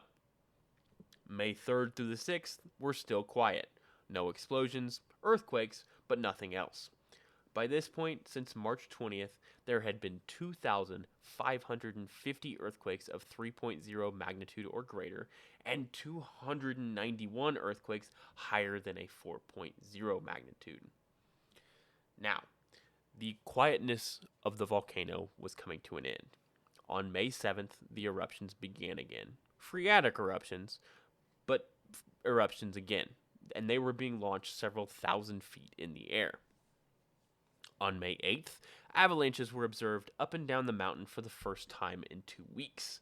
Some were nearly 100 feet in width and 1,000 feet long. Explosions also continued to occur on the mountain around the crater, and that bulge continued to move, somewhere around 5 to 6 feet a day. Things continued on like this for the next several days. Phreatic steam eruptions, earthquakes, the like. The volcano was falling into another steady state, it seemed. The USGS scientists and the University of Washington scientists studying the volcano were hopeful that if the volcano was going to erupt, it would have some major changes indicating it might be ready to erupt. Things like more violent explosions, or an increased rate of change in the bulge near Gort's Rock, or a sharp increase in earthquakes. Having precursors to the eruption would help them to get a warning out that something major was likely coming. If the bulge gave way first, it would cause the eruption, and there would be absolutely zero warning. So basically, they were hoping that they would have something to say, hey, listen, Harry Truman, this bulge is getting ready to go. We've had significantly more earthquakes. We've had significantly stronger eruptions. We have evidence of magma coming up out of the ground. Something that would say, hey, everyone who is in this area, Harry Truman, and other people trying to sneak in, this is bad. This is going to be bad. You need to stay out because this is going to happen. We don't have a day, but it should be here soon. But they just didn't have anything like that. It fell back into that steady state of 3.0 magnitude earthquakes, the occasional 4.0 magnitude, the phreatic eruptions of the old volcanic ash and the old volcanic rock mixing with the groundwater, a couple avalanches here and there, things like that. They didn't have anything really consistent to go on and say, hey, we know that this massive eruption is coming. You have got to be off the mountain. They just didn't have anything like that. Of course, with the reintroduction of explosions on the mountain, so too came the rumors of lava flowing and mass eruptions and all of the sorts, because that's another thing that came up with this, was there was a ton of various rumors of what was actually happening on the mountain, of lava flowing down, of the entire mountain has exploded, and all of these crazy things. And obviously, all of these were proven to be fake, but tied up time and resources for officials trying to monitor the mountain. You gotta think, you have these actual eruptions happening at the mountain, and then you get a phone call that says, oh, I saw this massive lava flow on the south side of the mountain. Well, They know that nothing is really like they have avalanches and they'll have earthquakes and they'll have a couple, phreatic eruptions on the south side of the mountain, but nothing indicative of lava flow out of this mountain. And there wasn't really expected to be that kind of lava flow out of this mountain. But you still have to check, so that to send somebody up there, figure out who's going up there, send them up there, wait for them to get back, the whole 9 yards, in which they could be doing other things that are helpful instead of chasing things that are completely fake. Then, on May 15th, the eruptions abruptly stopped again and the mountain fell silent. This was the last straw for homeowners who lived in the red zone. They'd been forced to evacuate weeks prior and had not seen their homes or been able to grab any additional personal effects since then. So, they sent an ultimatum to authorities. At least let us in to pack things up, or we will storm the barricades in a giant mass and get in ourselves. Realizing that if a giant mass of people stormed the barricades, they did not have nearly enough people to A, stop them, and B, deal with getting them back out again and putting themselves in danger. So they decided, all right, we will counter this with sign a liability waiver and be out by nightfall. And this was agreed to. The first residents returned to their homes the morning of May 17th to collect and pack things to be out by nightfall on May 17th. On May 17th, it was David Johnston's turn to man Coldwater 2, the monitoring post set up 5 miles north of Mount Saint Helens. He arrived there in the morning and would stay there until the next morning, monitoring all of the equipment there and ensuring that everything was in working order. Nearby on May 17th, amateur radio operator Jerry Martin was driving his motorhome onto a ridge just north of where Coldwater 2 was located. He could literally see Coldwater 2 from where he was sitting. He was working on behalf of the Radio Amateur Civil Emergency Service. If the volcano erupted, it was part of his job to make sure he radioed in to warn everyone of what had occurred. And any new eruptions, so any new phreatic eruptions, any new steam vents, any new avalanches, things like that, it was his job to report back to Vancouver of, hey, this is what's happening, this is what I can see from here. There was a whole system of people that were set up around the mountain whose job was to radio back any changes to the actual volcano itself. On the same morning, May 17th, an individual who was not at all supposed to be there decided it would be a good time to head up to the mountain. Robert Rogers, an individual local to the area, had spent the 2 months exploring the logging roads around Mount Saint Helens as the volcano spewed ash down all around. He dodged ash, scientists, and law enforcement to map the roads and climb up the mountain into the crater to get volcanic rocks and volcanic ash, which he dutifully brought back to scientists at Portland State University.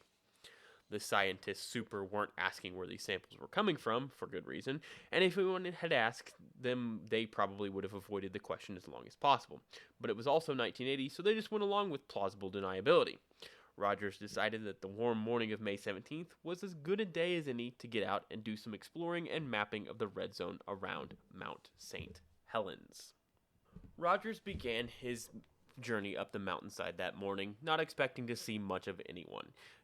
Actively erupting volcano, entirely closed down mountainside that was a fairly steep fine if you were caught, the usual things that would keep someone out of a mountain. Except, as he got close to the red zone after talking his way through a checkpoint, he stumbled upon a Ford Pinto parked on the side of the road. Curious who it could be, he stopped briefly and got out of his car to find them. Walking forward, he spotted them next to the road. It was a man in a U.S. Forestry Service uniform. Probably worst case scenario for him, honestly. He was likely busted. But this guy wasn't anywhere near a checkpoint. In fact, he wasn't by anything at all. He was on a forestry road in the middle of nowhere, which was odd. And in the back of his car, he saw an ice pick, which you would likely use to climb the mountain, which was extra odd. So Rogers took a gamble and asked the man if he was trying to climb the mountain. The man Rogers found was Francisco Valenzuela. He did in fact work for the U.S. Forestry Service, technically. His first day would be May 18th, 1980, as a recreation coordinator for the area that runs the forest around Mount Saint Helens. May 18th would be the next day. But he wanted to get up there the day before to explore the area. He wasn't supposed to be in the red zone or at all, really, because he wasn't supposed to start work until the next day, and also recreation coordinators were not allowed in the red zone.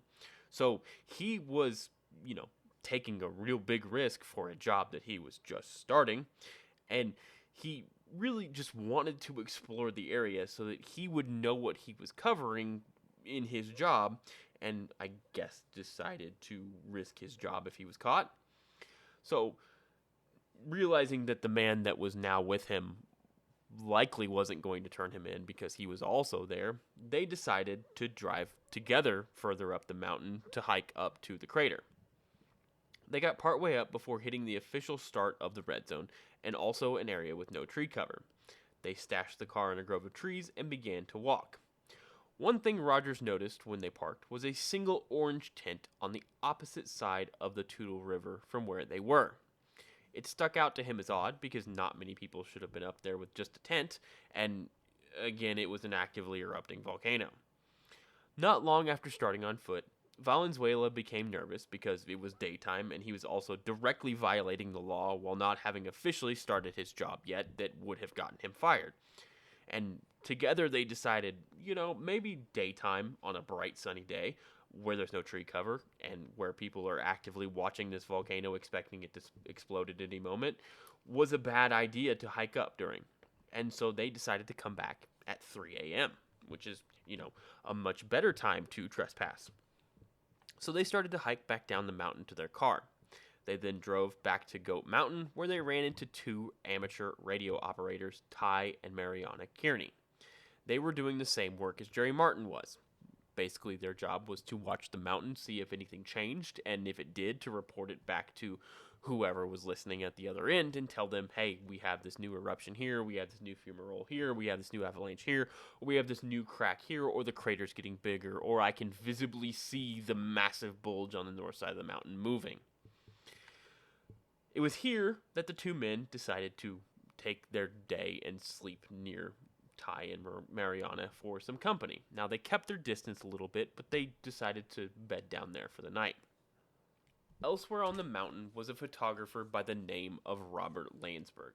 Now, he was a freelance photographer who had been on the mountain for the last several weeks, taking shots of the various stages of the event, and he was planning on selling them later. He was staying in an orange tent near the Toutle River on the mountain to take photographs up and down and all over the place.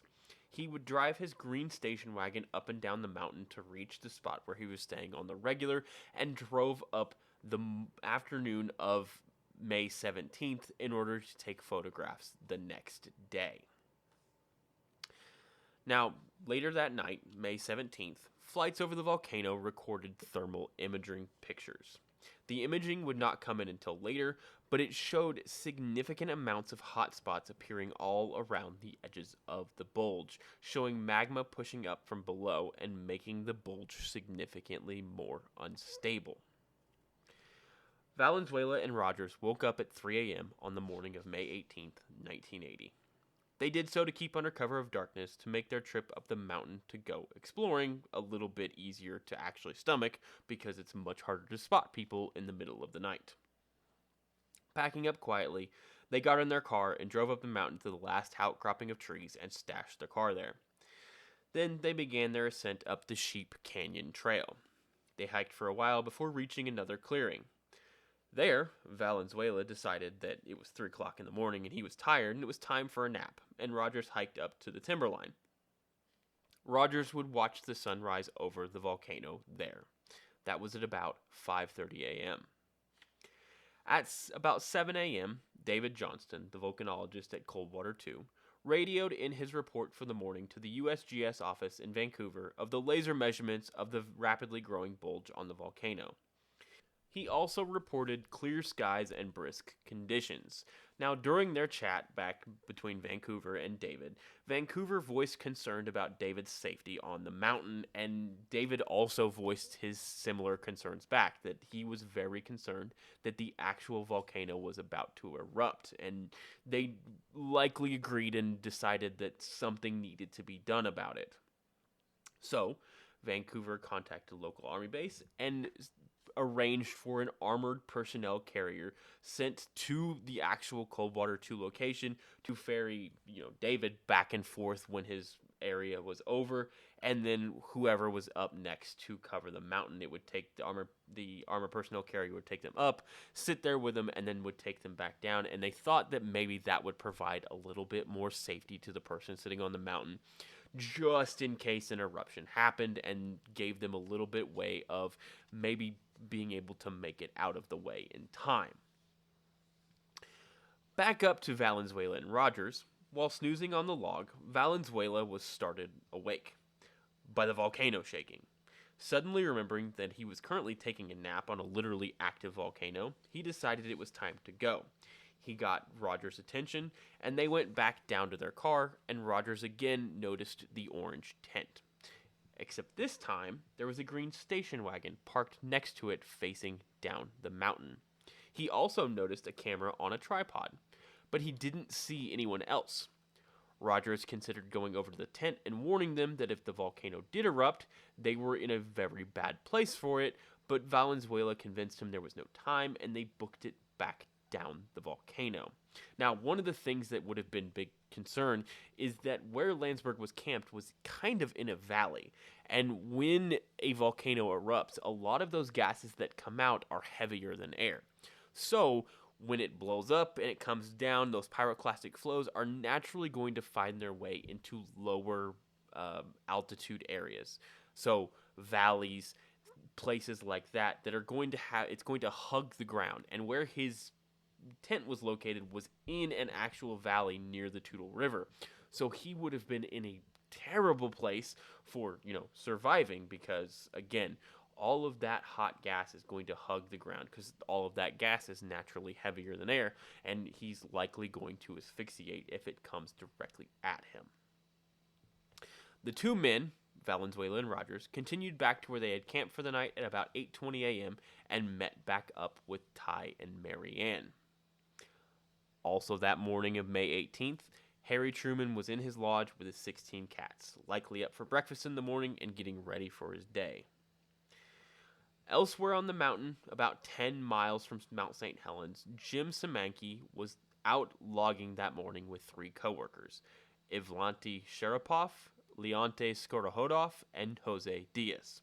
They were, out doing logging. They were all loggers, and they were taking the morning to maybe get some extra work done. Well, everybody but Jose.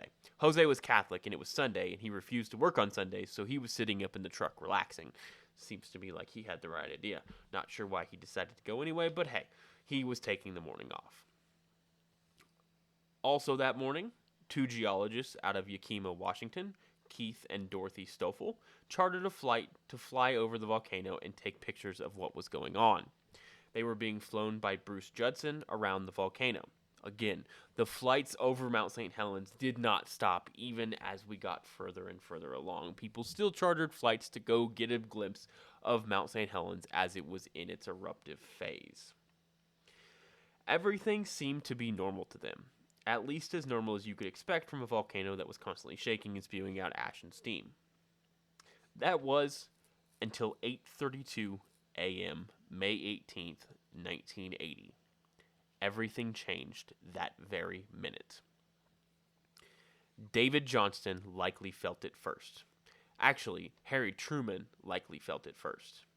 A massive 5.1 magnitude earthquake rocked the area.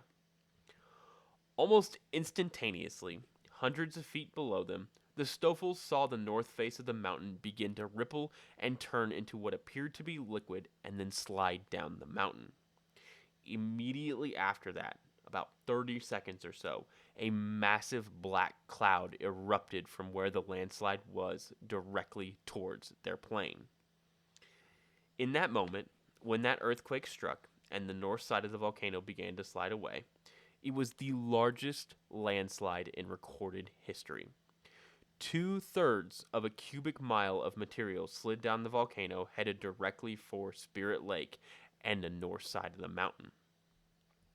The landslide reached speeds of 120 miles per hour and was 540 feet thick in some areas. It covered a 23 square mile area when it was done.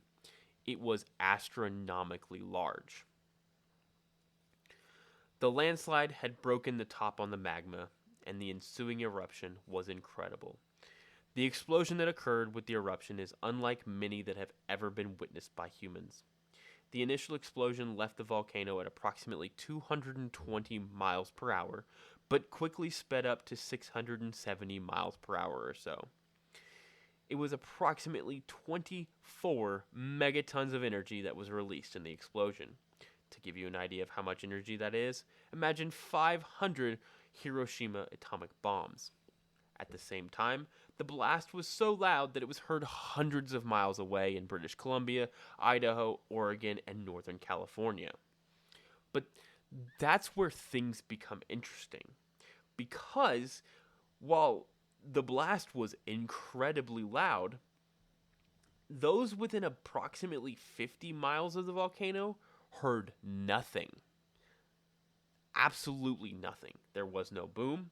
There was certainly a boom in cities further out, but an interaction between the air, the atmosphere, and some other things meant that those standing on the actual volcano themselves did not hear the explosion. Aside from the occasional breaking of trees and the smashing of rocks, there was no big boom for them. Some claimed to have heard a low rumble, some heard nothing at all. Some didn't even hear the trees breaking. They could see them breaking all around them, but they couldn't actually hear it. It's likely that David Johnston, being one of the closest to the actual volcano himself, felt the 5.1 magnitude earthquake, saw the north of the mountain give away, but never actually heard anything coming for him. He likely heard complete and utter silence. Harry Truman, same thing. Probably felt the earthquake. Probably felt the actual landslide coming at him, but never heard the eruption. And it's also possible that he was dead before the actual eruption occurred, because it took 30 to 45 seconds for the eruption to occur after the landslide started, and traveling at 120 miles an hour, it's going to get to his particular lodge very, very quickly. So he may never have actually experienced the eruption himself before his lodge was crushed by the landslide. Now, further out, climbers on Mount Adams reported seeing the giant explosion of black ash, but heard absolutely nothing before a heat wave hit them a few minutes later. So even as far out as Mount Adams, which is a good distance from Mount Saint Helens, they didn't actually hear the boom of the explosion. They saw it, they witnessed it, but there was no noise associated with it at all. They didn't hear anything. They didn't hear the landslide, they didn't hear the explosion, but they did feel a heat wave that traveled past them. And then a few minutes later, they felt a wind going back towards Mount Saint Helens from behind them back towards the mountain itself. Now, as soon as the eruption began, David grabbed his radio. He was sitting at Coldwater 2, just north of the mountain, had a perfect view of everything that was going on. It's very possible that he felt that magnitude 5.1 earthquake, looked up, saw the landslide give out, grabbed his radio, and into it he screamed, "Vancouver! Vancouver! This is it!" He then yelled something else into the radio, but it became mixed among radio static, and no one knows what it said. Almost immediately after this radio transmission went through, a pyroclastic flow overtook David's position, killing him instantly. Now, Vancouver never heard his message. It was recorded by another radio operator in the area. Eventually, several years later, his USGS trailer would be found. It was smashed to pieces and was found several miles from where he was located. His body was never found in the aftermath. David Johnston was the first American volcanologist to be killed by a volcano. A few miles north of him, Jerry Martin, remember him, he was the one that was operating the radio, was also on the radio giving updates about his position. I'm going to read you the full transcript of what would be his final moments. Now, we've got an eruption down here. Now we got a big slide coming off. The slide is coming off the west slope. Now we got a whole great big eruption out of the crater. And we got another opened up on the west side. The whole west northwest side is sliding down. The whole north section is blowing up, coming up over the ridge towards me. I'm gonna back out of here. Gentlemen, the camper and car sitting over to the south of me is covered. And it's gonna get out me too. We can't get out of here. Jerry Martin was narrating the final moments of David Johnston's life as it covered the car and the camper south of him. And then he narrated his own final moments. He would be killed in the pyroclastic flow that overtook his camper.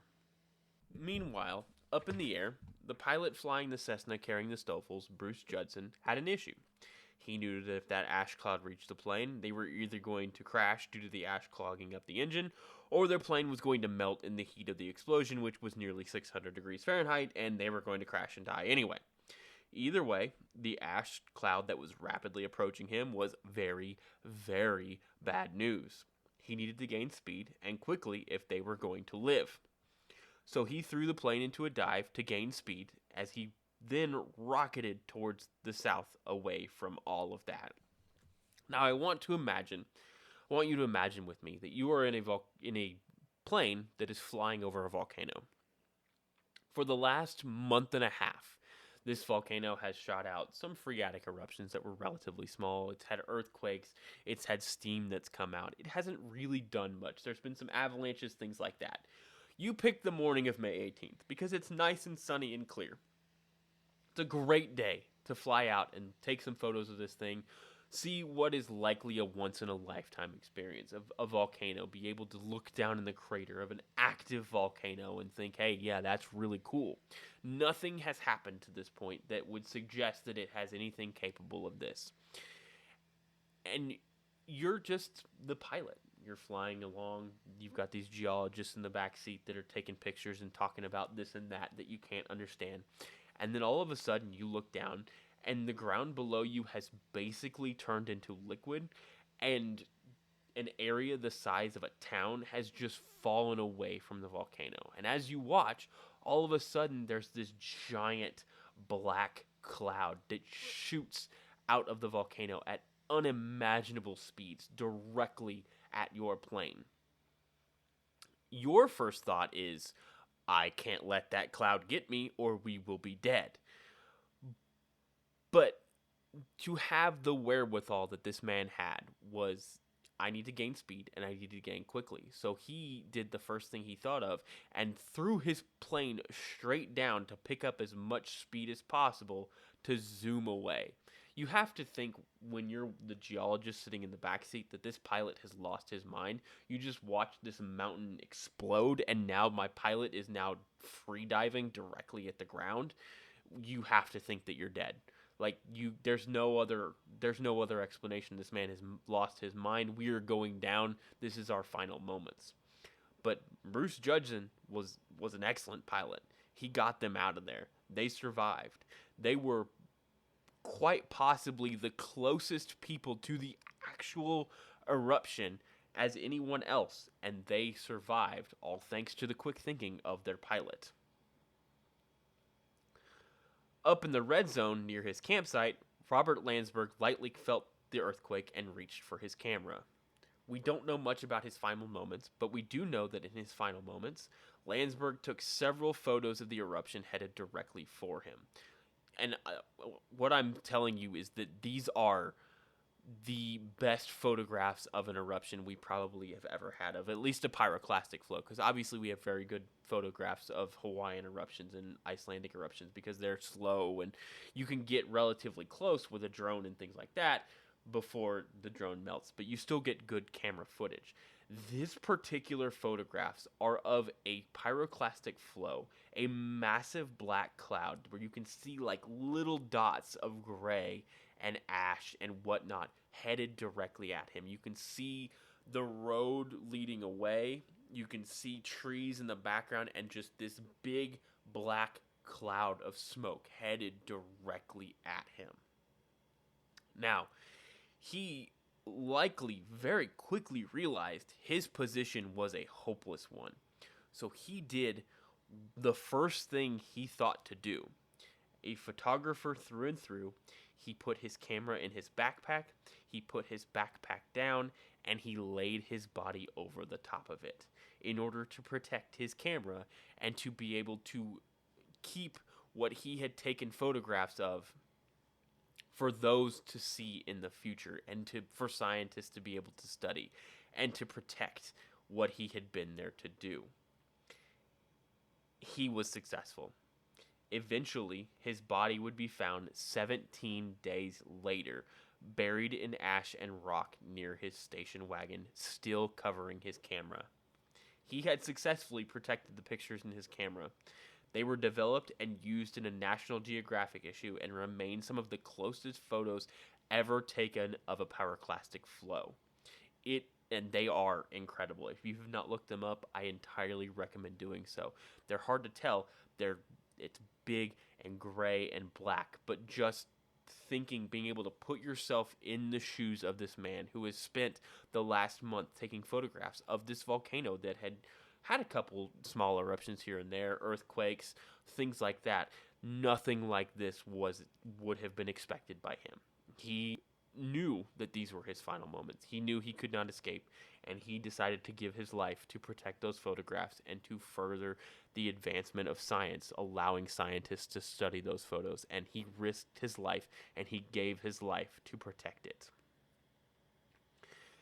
Elsewhere, the 3 loggers that had gone out that morning had left Jose in the truck and headed down the hill to start cutting some trees. Not too much longer later, they felt a rumble. Then down the hill, Jose came screaming at them, "El volcán está explotando," which, for those of you that don't speak Spanish, and my accent is terrible, is the volcano is exploding in Spanish. Almost immediately after that, Jim heard an incredibly loud roar that sounded like several jet airliners, followed by a massive black cloud of super hot ash and gases. The cloud that hit them was so hot, Jim's gloves literally melted to his hands, and it became incredibly hard to see, breathe, or move. All 4 men took shelter briefly in their pickup truck before realizing they needed to get out of there. So they took off on foot together to try to walk to safety. It's likely that their truck wouldn't actually turn on because it had been choked out by ash. Sometime later, Sharapov broke off from the group to go a different way. In an apparent attempt to escape a mud flow, he climbed a tree. He would be found a few days later, dead in the tree from ash asphyxiation. Basically, so much ash went into his lungs, he suffocated to death. Jose Diaz would also split off from the group. He was found by a helicopter alive a few hours later, but would die of burns in the hospital. Leonte Skorohodov would also be rescued from the ash, but would die in the hospital from burns. Jim Szymanski would also be rescued by helicopter sometime later. He had burns over 40% of his body, but managed to survive. Harry Truman, old Harry Truman we talked about earlier, the man who refused to evacuate, the man who said if the volcano was going, it would take him with it, likely had zero time to react to the volcano blowing itself open. Like I said earlier, he probably had no idea that the actual volcano had eruption. The landslide likely got to him first. He was immediately north of the volcano by only like a mile, maybe 2. His entire lodge was buried under several hundred feet of volcanic debris. The remains of the lodge have never been found. His remains have also never been found. They are likely buried in his lodge as well. He went out with the volcano. Back at the campsite with Ty and Marianne Kearney, Robert Rogers and Francisco Valenzuela, they heard the final words of Jerry Martin over the radio. Realizing quickly what was happening, all 4 decided it was very much time to leave. Ty and Marianne got in their vehicles and took off down the road. Rogers and Valenzuela got into their own respective vehicles and headed down the road. Now, driving down this road from where they were, they could only go towards the volcano because that was the only way the road went.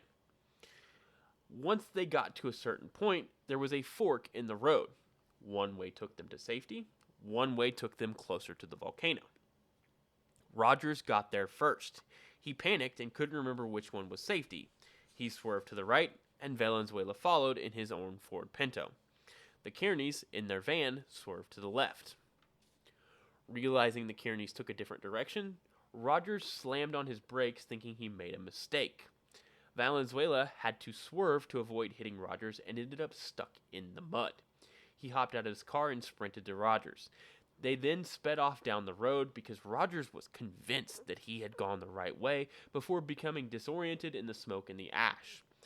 They got out of their car, which seems like a choice, and hiked forward for a few miles before finding the South Fork of the Toutle River. This was not a good thing. This was where they had gone to go up on the volcano literally a few hours before, before the volcano had exploded. He could see the orange tint across the river. They had made a wrong turn. It was at this point that the wind shifted slightly and the men could see the volcano properly. The entire top chunk of the mountain was gone.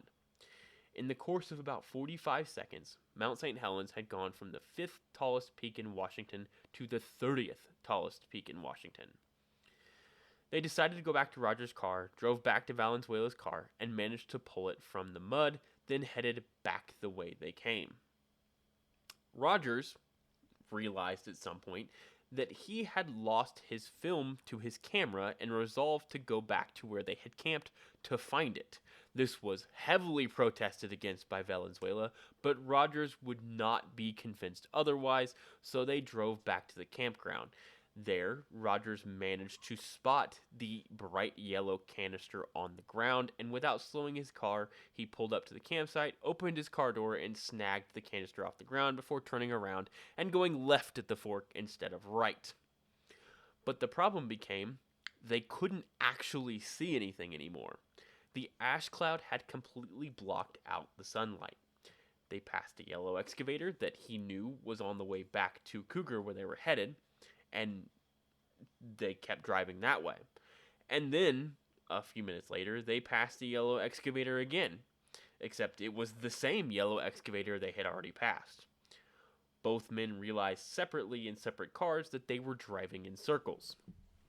So, they decided to just stay where they were and wait and see what happened, if the volcano would take them or if they would survive. It's likely that they realized driving into this was possibly signing them up to get lost and wander until they were out of gas or fall into a mud flow or something of that nature. So they waited for a while in their cars before the ash cloud finally broke and they could see again, kind of. But they decided not to leave yet. Realizing this was a once-in-a-lifetime event, Rogers decided to stay and take photographs. Valenzuela made them both sandwiches of lettuce, tomato, cheese, and volcanic ash, because everything in the area had volcanic ash in it at this point. The two men then got in their vehicles and drove off the mountains. It was still Valenzuela's first day at work after all, and he really needed to report to work. I'm not sure how he was going to explain all the ash, but, it is what it is. Francisco Valenzuela would continue his career with the U.S. Forestry Service and would later get married and have a daughter. He named his daughter Tefra after the scientific name of ash that nearly trapped him on Mount Saint Helens all those years ago. Robert Rogers would continue to make secret trips to Mount St. Helens in the days and months after the eruption. Years later, he would get married and also have a daughter. He also gave his daughter the middle name of Tefra, completely unaware that the man he nearly lost his life with all those years ago, trespassing on Mount St. Helens on the day it exploded, had done the same thing.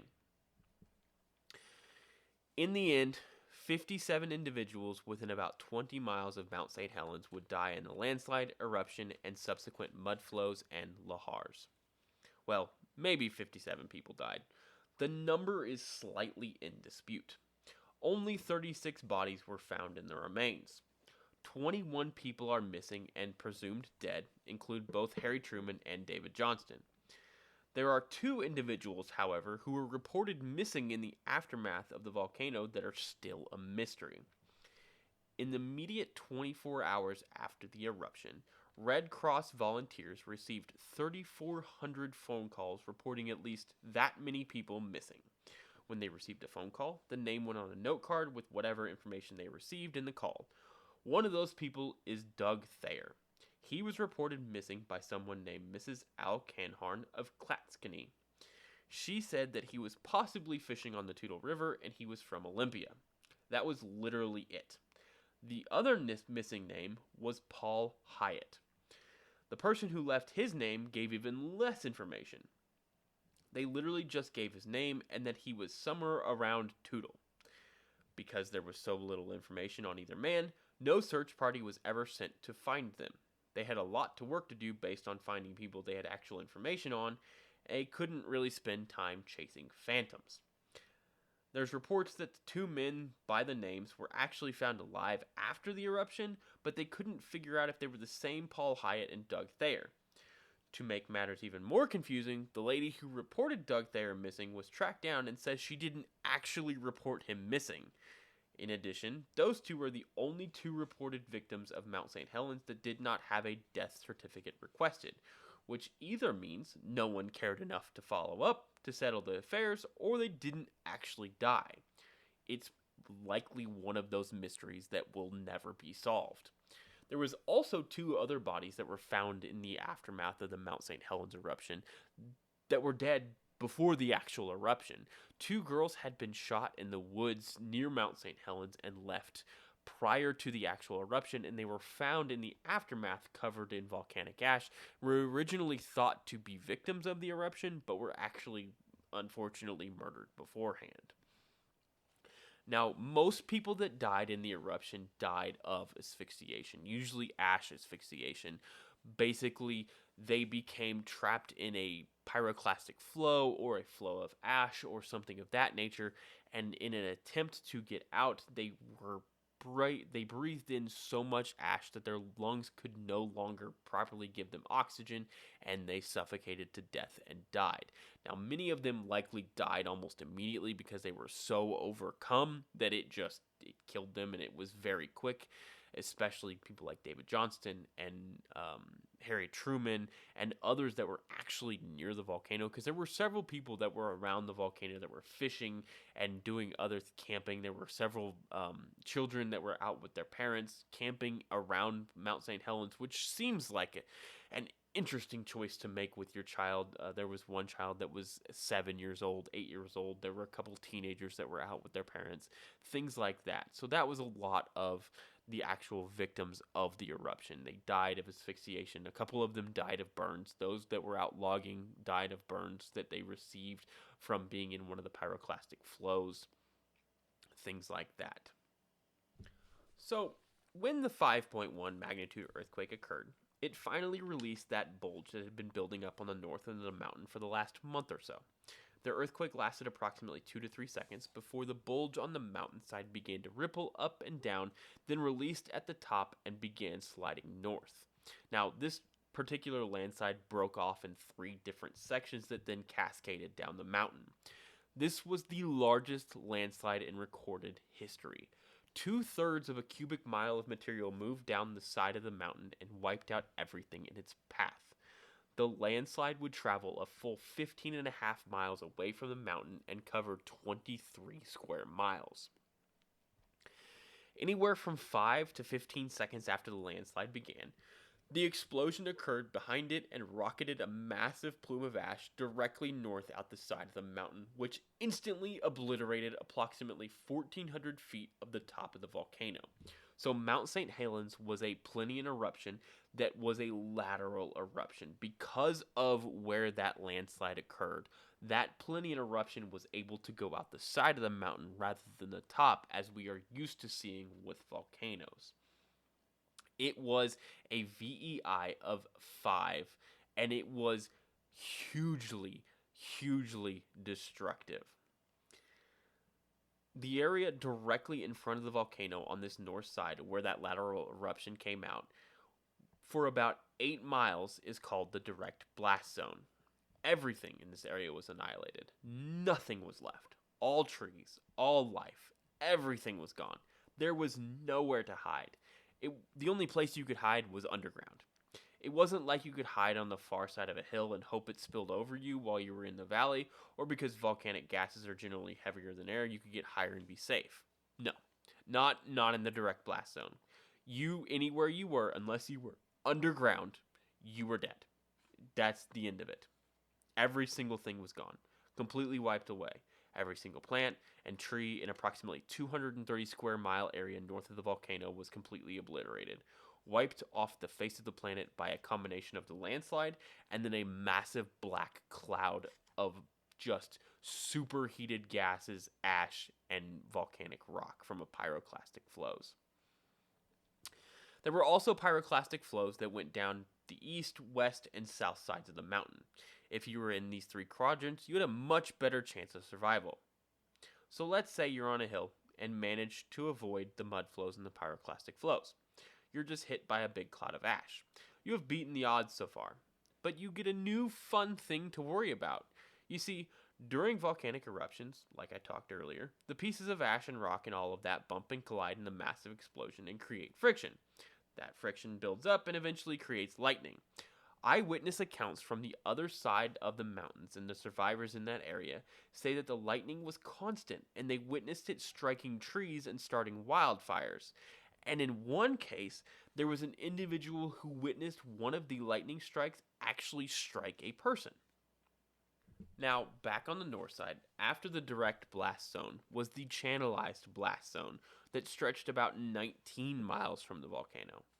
This one was channelized because while most trees were completely obliterated, some of them were able to survive thanks to some of the pyroclastic flows and mud flows tending to stick to valleys rather than just being forced up and over everything by sheer force of what's coming out of the mountain. Around 45 seconds after the landslide began, which remember is separate from the eruption, it was overtaken by the actual eruption cloud, which if you think about is wildly terrifying. This giant mass of Earth has turned into a rapidly moving giant wall of death that is being chased down and overtaken by a superheated black cloud of ash and rock and whatever else that incinerates instantly anything it overtakes.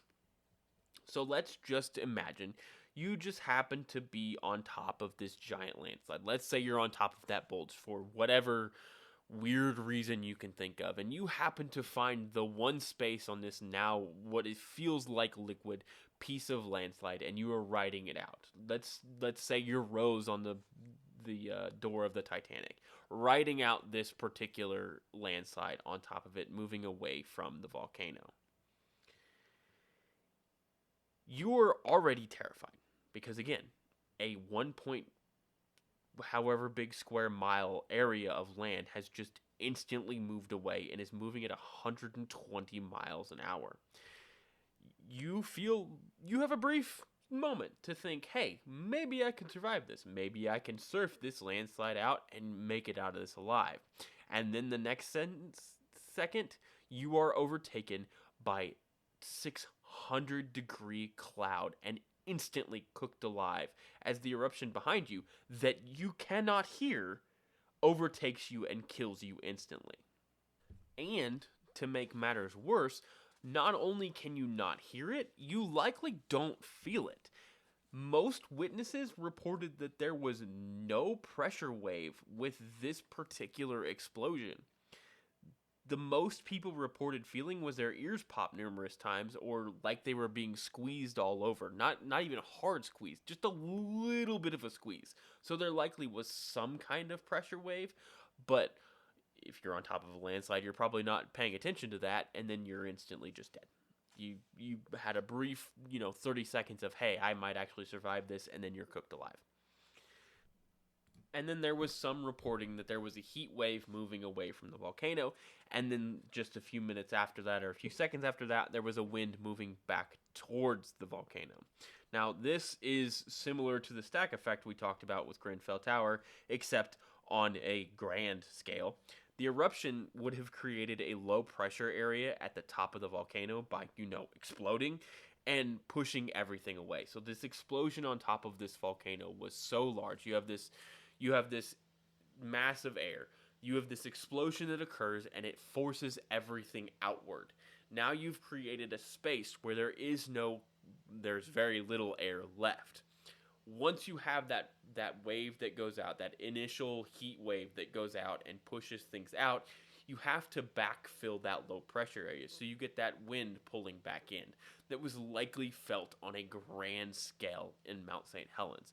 And it's also possible that there was a little bit of a pressure wave. It's likely people felt wind, but that wind was combined with the pyroclastic flows that automatically felt like being hit by wind, so they weren't really able to differentiate between the two. It's likely that there was some form of pressure wave going out, because they did report that wind going back towards the volcano. So that's just one of those interesting things that you don't really think about in the aftermath of, especially an explosion, because with all explosions, you get that negative pressure wave. If you have an explosion inside a house, one of the things that you can look for is, so when you have your explosion, it goes out and then it comes back in. If you look at, say, a window of a house that's been exploded, you will find glass in both the inside of the building and the outside. You won't find much glass on the inside, but you will find some, because that explosion comes out, and then any glass that's left in the actual window frame that wasn't blown out by the explosion will get sucked back in by that negative pressure wave coming in back in.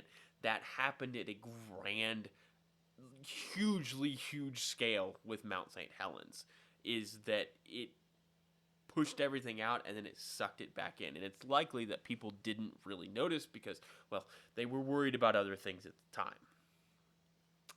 Now, approximately 10 minutes after the initial lateral blast to the north of the mountain towards Spirit Lakes, a Plinian eruption column then began going straight up nearly 12 miles into the atmosphere. Numerous commercial airline pilots who were flying around the area witnessed the eruption go up and spread laterally at about 60,000 feet. As it began to spread, bits of rock and ash began to fall out of the sky, and a commercial pilot actively complained over the radio of being hit by rocks as he flew under the ash cloud. Back on the ground, mud flows from the volcano began pouring into rivers. You see, everything that erupted out of the volcano was so hot, it melted all the glaciers and snowpack on Mount St. Helens that had not already melted. The combination of melting glaciers, melting snow, groundwater, and tephra falling from the sky created what is called a lahar, or volcanic mudflow, that traveled at nearly 90 miles per hour closer to the volcano and smashed into both the North and South Fork Toutle rivers. These mudslides then traveled down the river valleys and crushed anything and everything in their way. By 90 minutes after the eruption, one of the mudflows on the north fork of the Toutle River had moved nearly 30 miles upstream and was nearly 12 feet high as it passed by and put the river at a record high flood stage. Several locations of this particular mudflow had depths of 30 to 70 feet deep, and there was some evidence that early on the mudflows went over the top of hills that were nearly 250 feet tall. The other thing with these mudflows is they were hot. Even by the time they had traveled 20 or 30 miles and mixed with the waters of multiple rivers and had plenty of time to release some of that heat, they were still nearly 90 degrees in temperature, which indicates that as they started to form during the initial eruption and moments afterwards, they were incredibly hot. Eventually, the mudflow on the North Toutle River entered the Cowlitz River, which had its water capacity reduced by 85%. And after that, it entered the Columbia River. Now, this was a major issue because of a lot of the sediment dumped in the Columbia and settled there. The Columbia River Navigational Channel is a major thoroughfare for ocean shipping in Portland, Oregon. All this settlement settling at the bottom of the river reduced the river depth from 39 feet to 13 feet. It was about 30 million cubic meters of material that was deposited in the river. No major ocean ships were going to be able to travel that area until it was dredged, and cost Portland somewhere around $5 million in lost shipping in 1980. This particular mudflow, the one on the North Fork of the Toutle River, destroyed several bridge crossings as well on the Toutle River as well as on the Cowlitz River. In total, between the landslide, explosion, mudflows, and all of that, nearly 200 miles worth of road, 15 miles of railway, 43 bridges, and 200 homes were completely destroyed. The Washington State Department of Game estimated that nearly 7,000 elk, deer, and bear died in the eruption, as well as untold numbers of birds and small mammals. And then came the ashfall. All that tephra being shot into the atmosphere had to go somewhere. It'll hit the stratosphere, then spread out before falling back down to the ground because obviously it's heavier than air. This was both a good and bad thing. For places nearer to Mount Saint Helens, the ash would significantly hamper growth of crops in the area. But for those areas out in eastern Washington, the ash in the atmosphere helped to condense water, which created a higher than normal rainfall, and the production of crops was significantly higher in 1980 than any other year.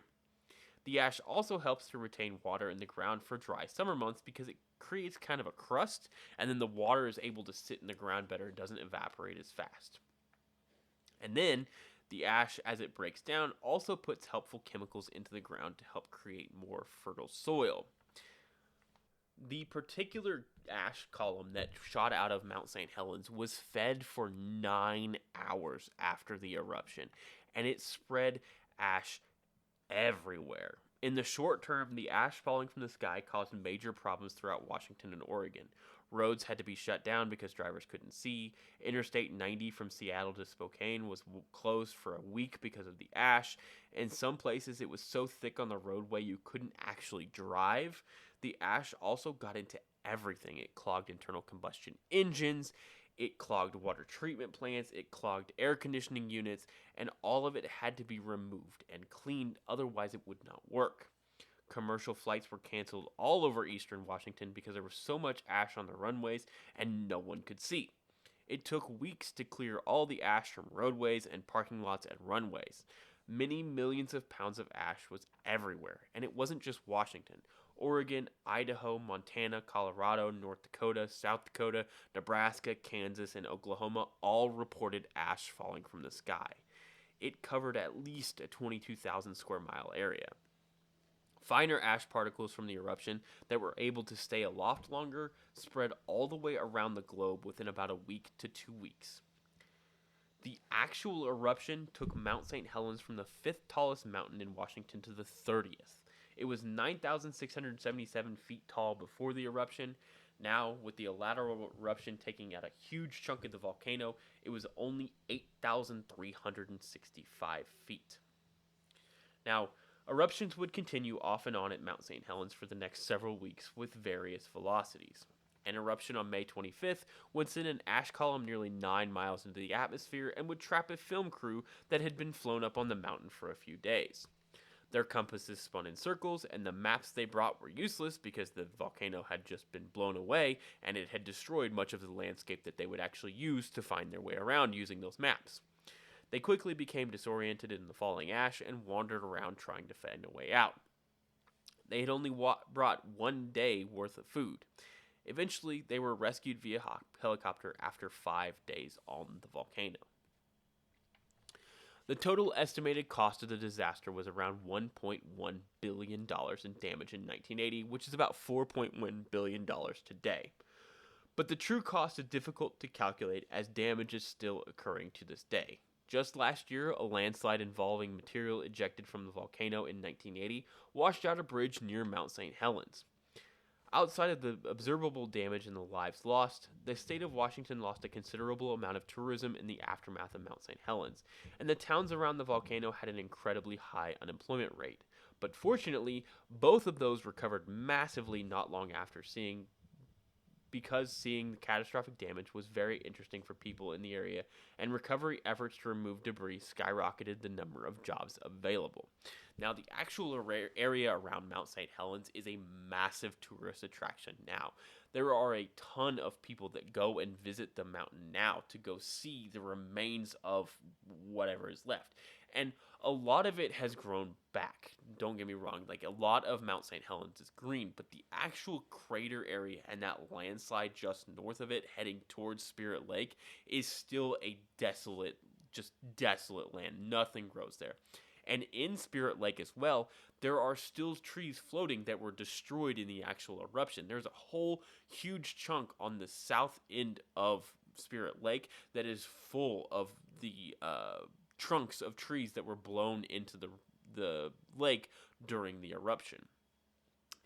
And a lot of the area is based on that. Like, they renamed some of the ridges after Harry Truman. They renamed one of the ridge where Coldwater 2 was, they renamed it after David Johnston.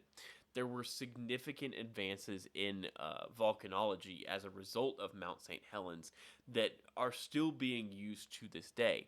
Actually, so David Johnston was the first American volcanologist to be killed in an actual volcanic eruption. But one of the individuals that was there with David Johnston, who David Johnston was teaching, would actually be the second American volcanologist to be killed by an eruption, and he was killed in a pyroclastic flow in the 90s. And just looking at Mount St. Helens and the aftermath, it is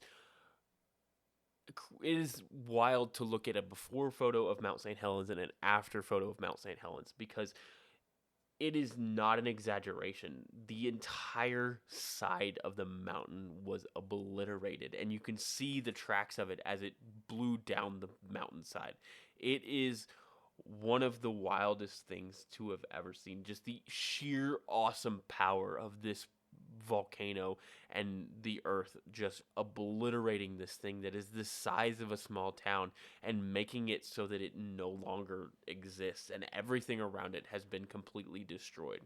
And it's also crazy to look at how quickly the actual habitats of these particular places grew back, because anything that was below ground mostly survived. Seeds that were below ground, sprouts that were getting ready to come up, mostly survived. Mammals that lived below ground survived if they were a good distance outside. Some of the ones that were closer likely perished because they couldn't, dig back up through all of the volcanic deposit. But even then, it still grew on a lot of the landslide, and all of that ash helped to further diversify the landscape around Mount St. Helens, and has made it so that we have a better understanding of A, how our planet reacts to volcanoes, and B, how we can deal with volcanic ash and how we can bring our communities back when something like this happens. It's one of those things where it wasn't a thing that we could have stopped. It wasn't a thing that we could have done anything to be better prepared for. It's just one of those things that happen, and we have to learn how to understand it, see the signs in the future, and be able to tell, specifically when this particular eruption is going to occur, when the next eruption might occur, where the next eruption might occur, what signs we learned from Mount St. Helens of, oh, this is going to explode here, this is going to explode here. This gave us so much information, and so much good came out of it to better help us as a human species to understand this particular incident. And so, with that, we've reached the end of yet another episode of Disastrous History. I hope you guys enjoyed it. As always, you can follow me on all social media. It's Disastrous History everywhere. I appreciate you all so much. Hopefully my next episode will not take me as long to write. This one was 13,500 words. Hopefully the next one will not be nearly as long, and we will be able to meet back together. If you prefer, this particular episode is going to be up on YouTube. You can actually see me talking. If you want to, I'm going to try and include photos of particular things we talked about in the episode in the actual video, so you'll get a photographic idea of what is going on, especially of like David Johnston's photos and the before and after photos of the mountain and pictures of the seismographs and things like that, as what I hope to do. So,